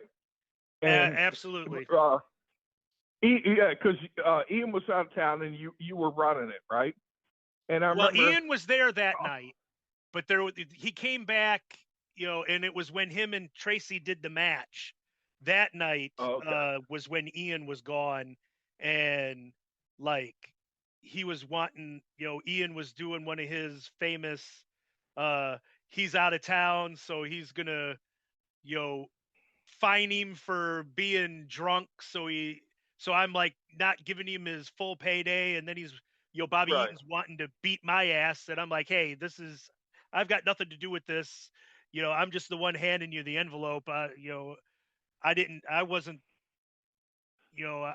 even the one making the, Patty was the one putting the money into the envelopes, and I was just handing out the envelopes, and Tracy had to calm him down, but he was bad that night, and he was bad the night that you teamed with him. Right. Bobby was drunker than shit. So we're sitting back there. It's me and Bobby and Francine, Mitch and Roland. And, like we go over stuff. He has no clue what we're fucking talking about. And they're trying to call spots with him, whatever. And I'm talking to Francine. I'm like, this is going to be a clusterfuck. And I remember Ian telling me, like, don't let him in the ring. Right? I'm like, how can I not fucking? I'm not going to tell this fucking legend that he can't get in the ring. So anyway, he asked me, he's like, what's the finish? I said, like, I'll give you the hot tag. I'll go, boom, boom, boom, brawl around, whatever. I said, me and Roland will go to the floor. I said, you and Mitch. I said, you hit him with the neck breaker, top rope, Alabama jam, 1, 2, 3. We're out of there, right? Mm-hmm. So he, so drunk, he looks at Dundee, who's another dude I love, but crazier than fuck, right? He goes, what did brother say? He said, hot tag 4-way. Brother's going to go with brother. You go with brother. Neck breaker. Alabama jam. Done. Got Bobby Eaton looks at him and goes, got it. I'm like, it's the same thing I just fucking told you. But you didn't know what I was talking about. But Jamie's like, hot tag 4-way. They go to the floor. You go with brother. Boom. So then we're like, okay, we got it. Well, Bobby pulls me to the side real quick. He's like, man, my hip's so bad. I don't think I can do the leg drop, right? I said, well, if you don't think you can do the leg drop after you hit the neck breaker, give me a fucking Iggy and I'll come up, I'll cut Roland off, hop up on the top rope, you shoot me off for the fucking rocket launcher. And he hugged me. He's like, brother, I love you. Let's just do that, So I'm like, okay. I said, so when you hit the neck breaker, I'll cut him off. I'll hop up top rope, rocket launcher. We're out of there. Everybody's fucking happy. So we get out there in the match, and I start, with it, I forget if it was Mitch or Roland, whatever. But like we're chaining around, whatever. Then the other one tags in. Boom, I'm chaining around with him. Now, Bobby is going, tag me in. So I take the time to stop, and I'm doing the, do you guys want to see Bobby Eaton? Like I'm getting ready, tag him in, whatever. And crowd's like, yeah. And then I go to tag him, and he pulls his hand back. He says, "I'm not ready yet." Well, you just made me look like a fucking asshole, Right. So then anyway, match goes on. When he hit the neck breaker, he hurt his hip and couldn't get up off the fucking mat. Luckily, Tracy was watching and decided to hit the ring. And that's when he bumped into that pregnant girl or whatever, and then started fighting the fucking crowd. And I just remember sitting in the fucking corner watching it, and Francine hopped up and was standing next to me, and she's like, Tracy's fighting the Marks. And I'm like, how many? She's like, a lot of them. I said, well, Tracy's fine, Yeah. he's got it under control. And she's like, what should we do? I'm like, I said, I'm just going to sit here and fucking watch, And he came close to the ring, and I heard Francine say, Tracy, calm down. And he's like, this ain't my first rodeo, And it was a wild night. I mean, the match is fucking horrible. I hate that, like, people have to watch that shit show of a match just to see the riot. You know what I mean? Right. But like, yeah, Bobby was so fucking drunk, he couldn't do anything, man. Yeah, that was such a shame. And the Midnight Express was one of my favorite tag teams of all time, and for him to be in that condition when he came in, every time he came in, 2-3 times, and it just was heartbreaking to see. But everybody remembers that riot, though. Tracy saved the day, Right. coming out, coming out and changing it up like that. Um, Yeah. I wanna finish up by talking with first. Just give your quick thoughts on winning the title for the IWA heavyweight title from Hero in 2003, if you can Well, even remember it. yeah. Well, I mean, like, you got to backtrack. Before that, I mean, in the Charlestown building, after I became babyface, I mean, I had a lot of matches with Hero too, and back then Hero was in that Malenko Guerrero mode where, like if I did something, if I hit a move on him one week, well, he's, the next, if I hit a move on him Wednesday, well, Saturday, he's like, okay, you go for this and I'll counter with that, and then Right. Wednesday comes around and he's like, okay, so you did this to me, and then Saturday I countered with that, so tonight you go for this, I'll go for that, and you counter with that. You know what I mean? Right. And Right. but like, so then fast forward to like before I got the belt, that's when we had the kayfabe locker rooms. So you weren't over there. There was a period of time where I don't know why, but Ian wouldn't talk to me. I would say like he would call. Remember how he would call everybody over and tell them to finish their match or whatever? Right. He would call Bull or Mitch or whoever over and tell them to finish, and then they would give it to me. Like he wouldn't even call me over there to give me the finish. And then I'm sitting in the locker room, and I remember one night I said like, "Hey Ian, what number match am I?" And he just he didn't look up. He was writing in his notebook. And I told Hero, I said, he don't talk to me anymore, man. And Hero's like, that's crazy. So I'm like, hey, watch this. Ian, what number match am I? And there was no response. And Hero, how he's like, Ian, he asked you a fucking question, answer him. And Ian just held up like 3 fingers and went back to writing in a notebook. I'm like, see, I told you he don't talk to me anymore, Mm-hmm. So then there was that one show where he told me to go out there and cut a promo, right, on Brad Bradley, and that was the one where I said, like, I've been busting my ass and bleeding all over these buildings for IWA, and then that whole time I've had one match for the title, and that was against Mitch Page back in the old Charlestown building. And I was like,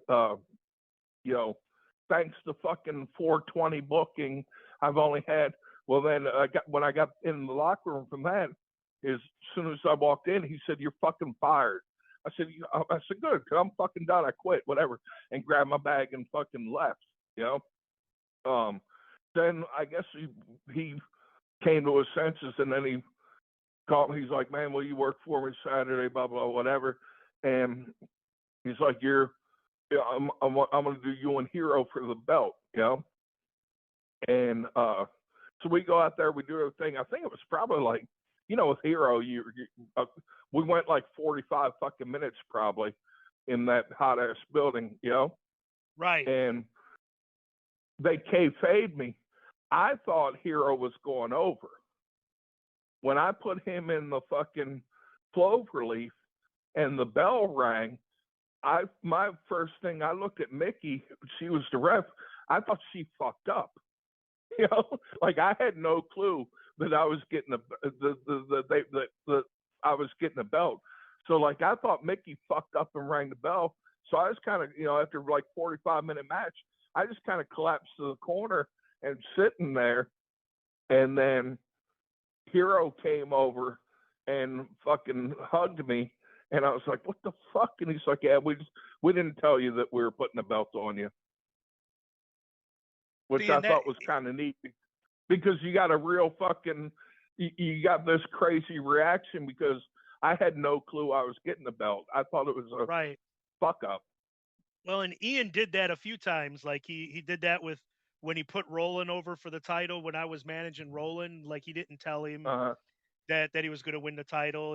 He did that with Cash. He like held Cash on top of him, and Cash was like trying to, Cash is trying to get off of him and stuff. So I mean, he would do cool shit like that, and then like, Cash is like, oh fuck, oh fuck, oh fuck, and Right. he's like, I was holding you on purpose, I want, Yeah. because he wanted those honest reactions, Right. to the win, and you were a well-deserving recipient of that title with all the shit that you had went through with the company and the number of times, like I can't exactly remember, and I think part of the issue that you guys were having at that point was, every damn week you'd tell Ian, keep the payday, put it towards advertising. Let's get some goddamn people out here into these shows, and Right. and Because the shows were loaded. And no advertising had be done, and I think you were getting frustrated about, all the sacrifices that you were making, and it wasn't being put to intended use, and it was Right. I mean, because those shows were loaded. I mean, when you have fucking, Hero and Punk and Cabana and Ace Steel and BJ Whitmer and all these fucking guys, AJ Styles coming in, Christopher Daniels, and and then all the fucking, Corp and Necro and Pondo and all the shit they were fucking doing. Those shows should have been viewed by a lot more people than they were. Right. Back then. You know what I mean? And like, it's like, man, try to do something. The shit, this roster is fucking loaded. It should be viewed by more than what, fucking maybe 200 people, Right. That's attendance and videotape sales, Right. would get you to that point. And there was so many things that should have been different and could have been different. And, it just, I don't know. It just never came to be. And, we're nearing 2 hours here. So let's go ahead. Shit. And, yeah. Let me circle back real quick, because we kind of went over the bad motherfuckers real quick, and just because I remind them of it every once in a while in a text or whatever. Like I'm talking about how fucking, how stiff the kicks from Bull and Todd were, I mean, from Mitch and Todd. Right. And I loved them because I sold for them. I could be working Mitch, and I shoot him in and give him a backdrop, and I look up and here comes Todd feeding in, and I shoot him in, give him a backdrop. Here comes Bull, shoot him in, give him a backdrop. Like, they would feed to me and make me shine like we were in a 6-man tag when I'm working a singles with Mitch, right? Right. And because they knew I was going to sell for them, they made me look fucking strong and helped get me over as a baby. Now, I mentioned earlier, like, the combination of Todd and Mitch kicking me. I think they had a competition going. Bull, like, I'll still laugh with Bull every once in a while now. I remind him how much I appreciate him. I would crawl to Bull and say, please hit me with the bat so they quit kicking me. When you have to ask Bull to give you a bat shot so that they quit kicking you, that's fucking crazy, Right. And after the first time I did that, I remember Bull always protected me and took care of me, where, they're kicking the shit out of me, and Bull would be like, Jesus Christ, lighten up on him, But I just want to throw that in, like, how much love and respect I have for Bull. What a great worker he was. That he was looking out for me while they were trying to kick my head in, Well, and real quick, I have to do with the Mitch. I couldn't do this talk and leave this one, Mitch Ryder. story out. I'm sure you remember it. You know, I know it was still dark. It was good, and I'd go to bed. It's probably 4 or 5 o'clock in the morning, right? Hero would kill me if I left this one out. All of a sudden, I'm sleeping. Bedroom door swings open. Enter Mitch Ryder, right? He's shaking me. Marky, I just killed 2 people. Do you remember that? I don't remember. Did you hear that one? I don't know if I've heard this one. Yeah. So 4 or 5 o'clock in the morning, it's still dark out. Imagine you're in bed sleeping, which was early for me to go to bed back then. And Mitch Ryder comes flying into your bedroom going, Marky, I just killed 2 people. I'm like, what the fuck? Yeah, apparently he was fucked up driving, hit a fucking car on 65. You know, like basically like ran into him and did a pit maneuver where the car goes in the median, rolls a few times. So he thinks he fucking killed people. So his first response was, let me go fucking talk to Marky, right? So I'm like, what the fuck? And so he tells me, yeah, I hit this car and they rolled a couple times in the median. I said, why the fuck did you come here? I didn't know who else to talk to, you know? And I think that was one of the times that he was gone for a little bit because he had to do a little bit of jail time for that. But those couple breaks were I loved them, where either Bull or Todd would get in a fight with Ian, get in an argument with Ian, and remember they would leave for a little bit and come back, you know. I remember one, and it was in the Charlestown building. One of the times in the middle of all our angle, me and against Mitch, Todd, and Bull, they all left, and there was a little period where I got to work with like B.J. Whitmer, and then all these other students, Pepper Parks. I can't remember all the names, but all these, they would bring a student from Les Thatcher down to see if Ian will book them. And I remember getting to work with those guys, and it was so much fun just to go out there and wrestle these guys that were well trained because they came from Les Thatchers, you know, and just go out there and have a decent little match, and then Ian would getting your head kicked in. Right.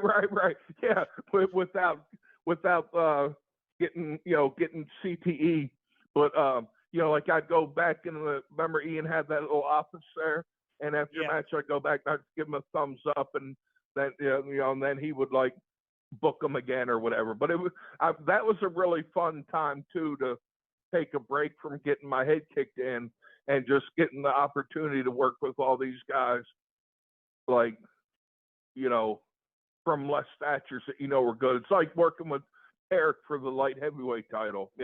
Tarek was so good, so smooth in the ring. I remember one time if you trust somebody to give you a brain buster on a chair on the floor, that guy's good. Right.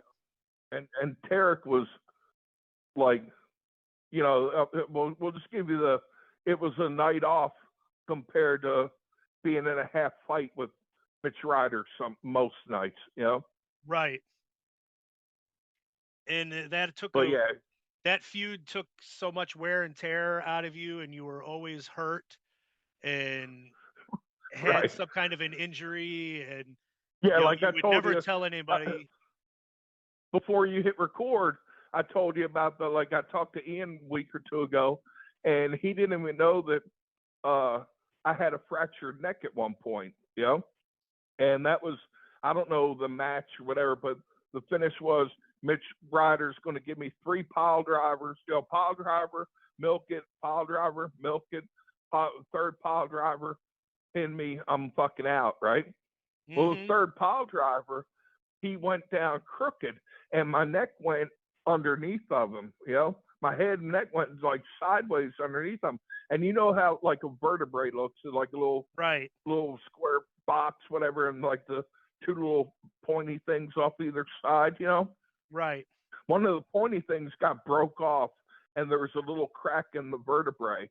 And Ian didn't know that until last week when I talked to him. I'm like, yeah, Mitch fucking fractured my neck. You know, he's like, oh, you never told me that. But the one time in all them years of Mitch Ryder, it's one time I saw him break out of character. He was always fucking marvelous Mitch Ryder, right? Right. He's at Wayne. For some reason, we had one of Bull Payne's bats there, and he's standing in the middle of the living room. And I'm like, you know, me and Hero, we pop in the tape. I'm like, look, dude, you fucking fucked my neck up, you know? So, first pile driver, boom. He's just standing there swinging this fucking bat around. Second pile driver, boom. Swinging the bat. Third pile driver, he looks at it. He stops swinging the bat. He looks at Hero and says, rewind that, right? He watches it again. And then instead of like the Mitch Ryder, like, you know, blah, blah, blah, whatever, he turns and looks at me and he goes, sorry, Marky. Like plain voice, not Mitch Ryder gimmick voice, you know? Right. And it was right. all those years, it was like the only time he broke character was to say, sorry, Marky, when I fucking, when he fucked my neck up on a pile driver. Now, so you said you were showing him the tapes in WrestleHouse, Indiana. Yeah. Was that before or after the tape shelves weren't working out for him? that was probably before the that was before the that was when he was real bad off, and his mom asked me if he would stay with me, if I would let him stay with us, and then Monday we were I was going to take him to her, and she was going to put him in rehab. But yeah, while he was staying with us, me and Hero, you know, probably went to Chinese buffet or something, get home, tapes are all over the floor, tape rack's gone. He had asked the neighbor, he found a box from a tape rack and it had a, you know, receipt taped to it, whatever. Took all the tapes off one of them, put it back in the box, asked the neighbor if she would take him to Walmart because these tape racks just aren't working out. And got him some money to go get his shit. This tape rack just ain't working out. You know, and he was a piece of work, man. Like I miss that dude so much, man. Never fucking a dull moment hanging around Mitch Ryder, you know? Well, in his first night back in, like, he had done some stuff in like 97, maybe 98, the Kmart building. He had done a couple of shows for Ian, and I think he almost had like a Corporal Robinson kind of gimmick where he like was wearing camouflage pants and different, and might have been like Private Mitch or something. But then he came back and it might have been it went to Charlestown, and it might have been when I was looking at like your history on that cage match, it might have been there was like the first match you had against him, it was Punk versus you versus him. And this might be that match. It was like his first night back, and I was ring announcer, and at that point I was doing like a gimmick where I was babyface, and I would like make fun of the heels except for Bull, because I was afraid Bull would kill me. So I would like I would mess up Todd's biggest little man or littlest big man or whatever the hell it was. I would say it the opposite way and piss him off. I would do different things. So like, you know, I didn't get a chance to talk to Mitch Ryder, and I just remembered like him from 4 or 5 years earlier, the couple of times that I saw him in the Kmart building. And so like I'm doing my ring introduction, and I'm like, you know, and making his return to IWA Mid-South. I don't know what he weighs. I don't know where he's from, but he's Mitch Ryder. And, you know, then I do the rest of it. and he was so pissed off at me. And like after the match, he's got me cornered back by Ian's office, and he's like, "Listen here, you." And he's like, "What the fuck did you bury me for on with that ring intro?" And I'm like, "Well, that's what my gimmick is. I make fun of the bad guys. You didn't give me Yeah. any information." And he's like, "Well, who the fuck are you?" And I'm like, "Well, I'm the kayfabe co-owner around here." And he's like, "Oh, well, you're FO." So he's like, for years he would call me FO after that, and I know he meant fuck off, but then he'd go, "Oh, no, no, you're front office, baby, you're front office." Yeah. And I'm like, "No, I Well, know I'm what you're glad doing. I know what you're doing." I'm glad you brought up that match because, it was one thing I thought about to talk about, like after you contacted me about doing this. So, it was just me and Punk for the light heavyweight title, I believe, right? And then Ian comes to us and tells us it's going to be a three-way. He's putting Mitch in the match, okay? So, it was great, dude. Ian tells Mitch, Punk's going to put you out first, and then they're going to go do their thing. And so Mitch walks up to Punk in the locker room. He's like, Ian told me, you're going to hit your finish on me. What's your finish? And it was the Pepsi plunge back then, right? Right. So Punk says a pedigree off the fucking second rope or whatever. Mitch, in perfect Mitch character, he looks around the locker room and goes, "Did he just say sunset flip?" And then we went out. We had the match. I mean, I can't remember if I went over, Punk went over anyway. But I had such fun. The little bit of interaction with Mitch in the ring. So we got done. I grabbed Mitch. I said, "Here, come here." And it's my fault for getting my brains kicked in because we had that little three-way, and then I went in and took him in the office with Ian. I said, "Can I work with him again?" And then there we go. It was off and fucking running. So you only have yourself to blame for getting your head kicked right. and Because your neck I had broken and everything that happened. Right. I had a little bit of fun with him in that three-way match with Punk, and I asked Ian, "Can I work with him again?" And he was like, "Sure." So yeah, then we were off and running. Do you remember when Ian did the gimmick where fucking Mitch kidnapped Summer? Yeah. Yeah, and you get Mitch Ryder out there, I don't know where that little whore is, looking under, like pulling the ring apron up, and no whore here. Remember all that shit? Yeah. And I'm trying not to fucking laugh while he's cutting these fucking promos. I got to be serious. And I'm sitting there watching Mitch Ryder walk around the building like, I don't see that little whore anywhere,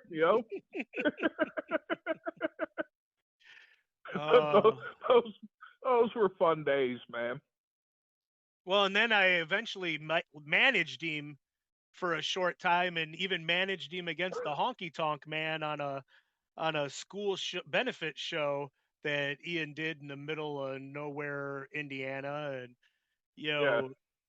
it's like he was something else to be around. That's for damn sure. Yeah, he definitely was, man. Right. Well, the last thing I want to talk about while I got you on here is when we teamed together, and I had brought you in to be a member of the Fannin family in War Games. Oh yeah, the War Games. Yeah. And just what memories do you have? It was supposed to be my retirement. I had went out and rented that limo for us to ride around in, because I wanted to. I was like, this is my last night doing anything. I wanted, as a Crockett fan, and they just released this as well this week. They released the show where they did the parking lot attack on Dusty and tied him to the truck. Making them good. make it look good. And yeah, so I wanted to rent the limo and put Smart Mark yeah, in the because we limo did with we us. jumped somebody. Yes, we've jumped We Brandon jumped. Tomaselli in the parking lot. Yeah, we jumped. Yeah, we jumped somebody in the park. That was what Kingston, Jimmy Jacobs was Jimmy. Jimmy was in the limo, and that's Yeah, the funny it was. ass thing. The history that I ended up with Jimmy Jacobs. Yeah. I wanted Jimmy Jacobs in that match. I wanted him on the Who team. And who was it? It was me, Kingston, J.C. Bailey, BJ, and Jimmy. Is that correct? Jimmy wasn't in the match, so it was Oh, you. okay. It was Steve Stone and not Jimmy. I wanted Oh, okay. Jimmy So instead of J.C. Bailey because I couldn't stand J.C. Bailey, and to this day, it makes no sense to me that J.C. I was a ever good would have. kid, man. But I could not stand him because of his daddy, and Yeah. there was like at no point in time would it have ever made sense for me to have agreed to put him onto the team. And but Ian wanted, oh well, you're the heel, you're going to be blinded by my greed to get the company, and so I'm gonna trust that I can, and I'm like, it just made my skin crawl, and I was hoping and praying to God that he would not show up for that match. And when he was late getting there, and I would just grab Jimmy and put Jimmy in because I had just done the angle where I helped Jimmy beat up Ian the night before at the Yeah. show in Southern Indiana, and I put Jimmy in Yeah. I wasn't even. that limo. I And wasn't even supposed to. I wasn't even supposed to be in the War Games until that show in Indiana the night before, and then Ian told me like, "Hey, you're in the War Games tomorrow night. You're on Team Fannin." Okay, cool, whatever, But yeah, I wasn't originally supposed to be in there. we Supposed to be were. somebody else, I think. Well, it was supposed to be Candido, and Candido passed away, so we needed Oh, we okay. needed one more. Yeah, he threw me And in so there. I lobbied for you because we had done like, I took J.C. Bailey, the Because I first had guy. already moved back home. I Yeah, had already you had. moved. I had moved back home to North Carolina, so like I had to drive out for that. And I was expecting like, because that was around the time of I came out there for a couple matches because that was around the time they were like Punk's last matches before he left Right. for It was WWE, right? It was Punk's last match before going to WWE, well, NXT. Right. So I can't. At That's the why I time. came out that weekend. So I wasn't. I remember I wasn't supposed to be in War Games. I was just coming out to say bye to Punk, And Right. And I ended up. lobbied, and like I said, I lobbied for you because in that, I had turned J.C. Bailey against Ian. Steve Stone was like Ian's partner at the start of the feud, and I brought got him to turn on Ian and brought him back. I was doing the angle where I was trying to woo Mickey Knuckles and get her to turn on Ian. Yeah. So then I was like, I need to get, and again, I'm like, this is my last, it was supposed to be my last night. So I'm like, I'm going to do what the fuck I want. And I want to go Right. out. And I'm like, I always had so much fun with you. And I'm like, I never really got to do anything with you. And when you Right. were on the shows, I'm like, he's your childhood best friend. I've turned everybody else against you. Give me Mark. And, Yeah. that was like, he wouldn't give me Jimmy, but so he gave me you. And Yeah. so I just remember you got to be Fannin family. Like everybody's doing whatever. I remember going. What were they like? Team NWA or something like? Yeah, it was like telling, Ed Schumann was like the third team, but and I he remember had his telling NWA team. Yeah, I remember like telling Brad Bradley and Boz. I remember telling them, I'm like, because they went out there like the old school, like wearing jeans with the knee pads over the jeans type thing, Right. And right. I said, let me get a little bit of color. one of you or both of you take that fucking belt off and hit me with the belt buckle so I get my color, you know? And then one of the other things that I'm happy that we got to do it, Axel told me, he said at some point we'll be able to get in the one ring by ourselves, you know? He said when we do, I'm going to do the dusty elbows on you, you know? Yep. And I thought that was a cool thing to have Axel doing the fucking dusty elbows on me. And then I remember one point, you know, doing like I'm in the ropes in between the two rings, and Heroes hit me with forearms, and I'd go back and then come back up, and he'd hit me with one, and he's like, "Okay, Terry Funk," you know. But I just remember being a fun time that show, that match, whatever, you know. But those are like the things that kind of stick out to me. Boz and Brad Bradley and Axel and Hero, just out there having fun, you know. Yeah. So we're going to wrap this up now, and we still got plenty of things to talk about on a future episode, but you know, that it's been a lot of fun getting to catch up with you and relive these great memories that we shared, you know, my God, a lifetime ago. Right, Do you got anything that you want to promote and hype on here? Social media, fans to reach out to you? Any? I mean, you know, like the only one I really check anymore is the Facebook. You know, I don't do much scrolling on there, but you know, it's mainly just me talking about Tala, the dog. You know. But I mean, you know, what is it? Marky Wolf, right? I think so. On Facebook. I think so. Yeah. So I think like the Facebook, the Instagram, the Twitter, X, whatever you want to call it. I think they're all just like at Marky Wolf, you know. So if anybody wants to, if anybody shoots me a message, I mean, I'll get back to people. I'm not the quickest one to always reply right away, but eventually I've noticed, oh, somebody sent me a message, man. I'll hit anybody, chat. Anybody wants to chat wrestling, anybody out there that's struggling with mental health, needs somebody to talk to, man, I get it. I have it. I get it. Like, reach out to me, man. I'll be here for people to, you know, try to help people get through a day if needed. You know? Yeah, and crazy world out there, man. There's a lot of good people out there like you, Jimmy. I mean, like, I appreciate the fact that, you know, it's been a rough couple years for me. So, you know, if I'm like, hey man, can I borrow $20 to get a dog food, and I can pay you back Friday, you'll always help me out, man, and I appreciate that, you know.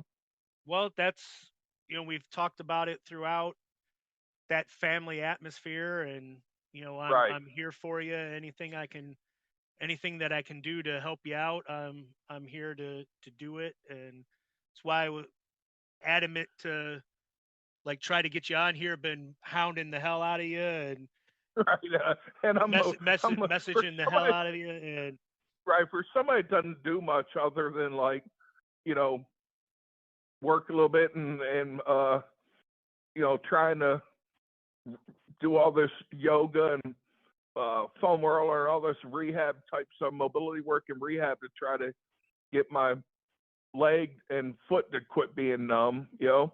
For somebody that doesn't do much anymore, I felt bad. I'm like, man, like, making you hound me to do this because I'm just like too lazy, or I was thinking, like, I don't have anything to talk about. It was 20-something years ago. I can't remember that, but man, here we are 2.5 hours later, and we haven't even touched on half of it, you know.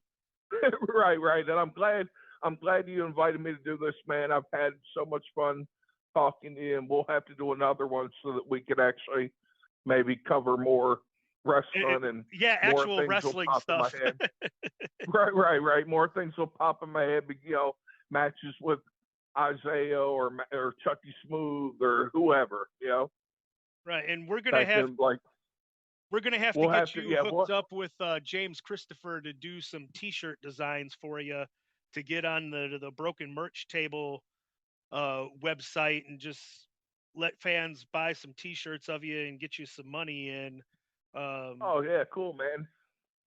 Yeah, I'll but have to we'll have I'll to. have to have James Christopher reach out to you because he did the designs for me. And like I've told people, I've had T-shirts available now for about 6 months, and I've made more money off of T-shirts than I got IWA paydays in 12 years. So Nice, but yeah, man, we'll have to do it again, and just maybe stick with like the Charlestown days, and matches with like I said, matches with Hero and matches with BJ Whitmer and right. Tarek and Kickboxer and Isaiah and everybody, Yep. So I'm definitely going to and have you actually back talk on a some. future one. Yeah, we'll actually talk some wrestling instead of just stories about acting dumb, right? Well, sometimes those are the best stories, my friend. Yeah, and And spooning with Mitch Page.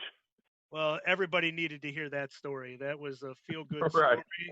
story. True love is what that was. Yeah. And this is going to wrap up another edition of Fannin's Flashbacks. I'd like to thank Marky Wolf for joining me today. And like I say, we're going to be on the lookout. We're going to get some Marky Wolf t-shirts up on Broken Merch Table. You can find t-shirts for Nick Manawa, Jess B's Knees, Mean Mitch Page, Rolling Hard, and yours truly, Jim Fannin, on brokenmerchtable.com.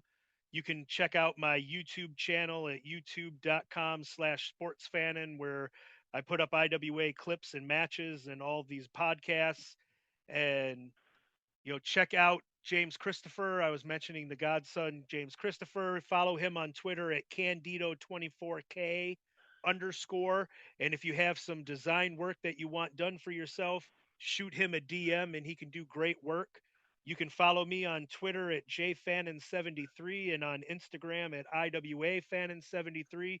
And we'll see you next time on the next episode of Fannin's Flashbacks. So let it be written. So let it be done. Good day.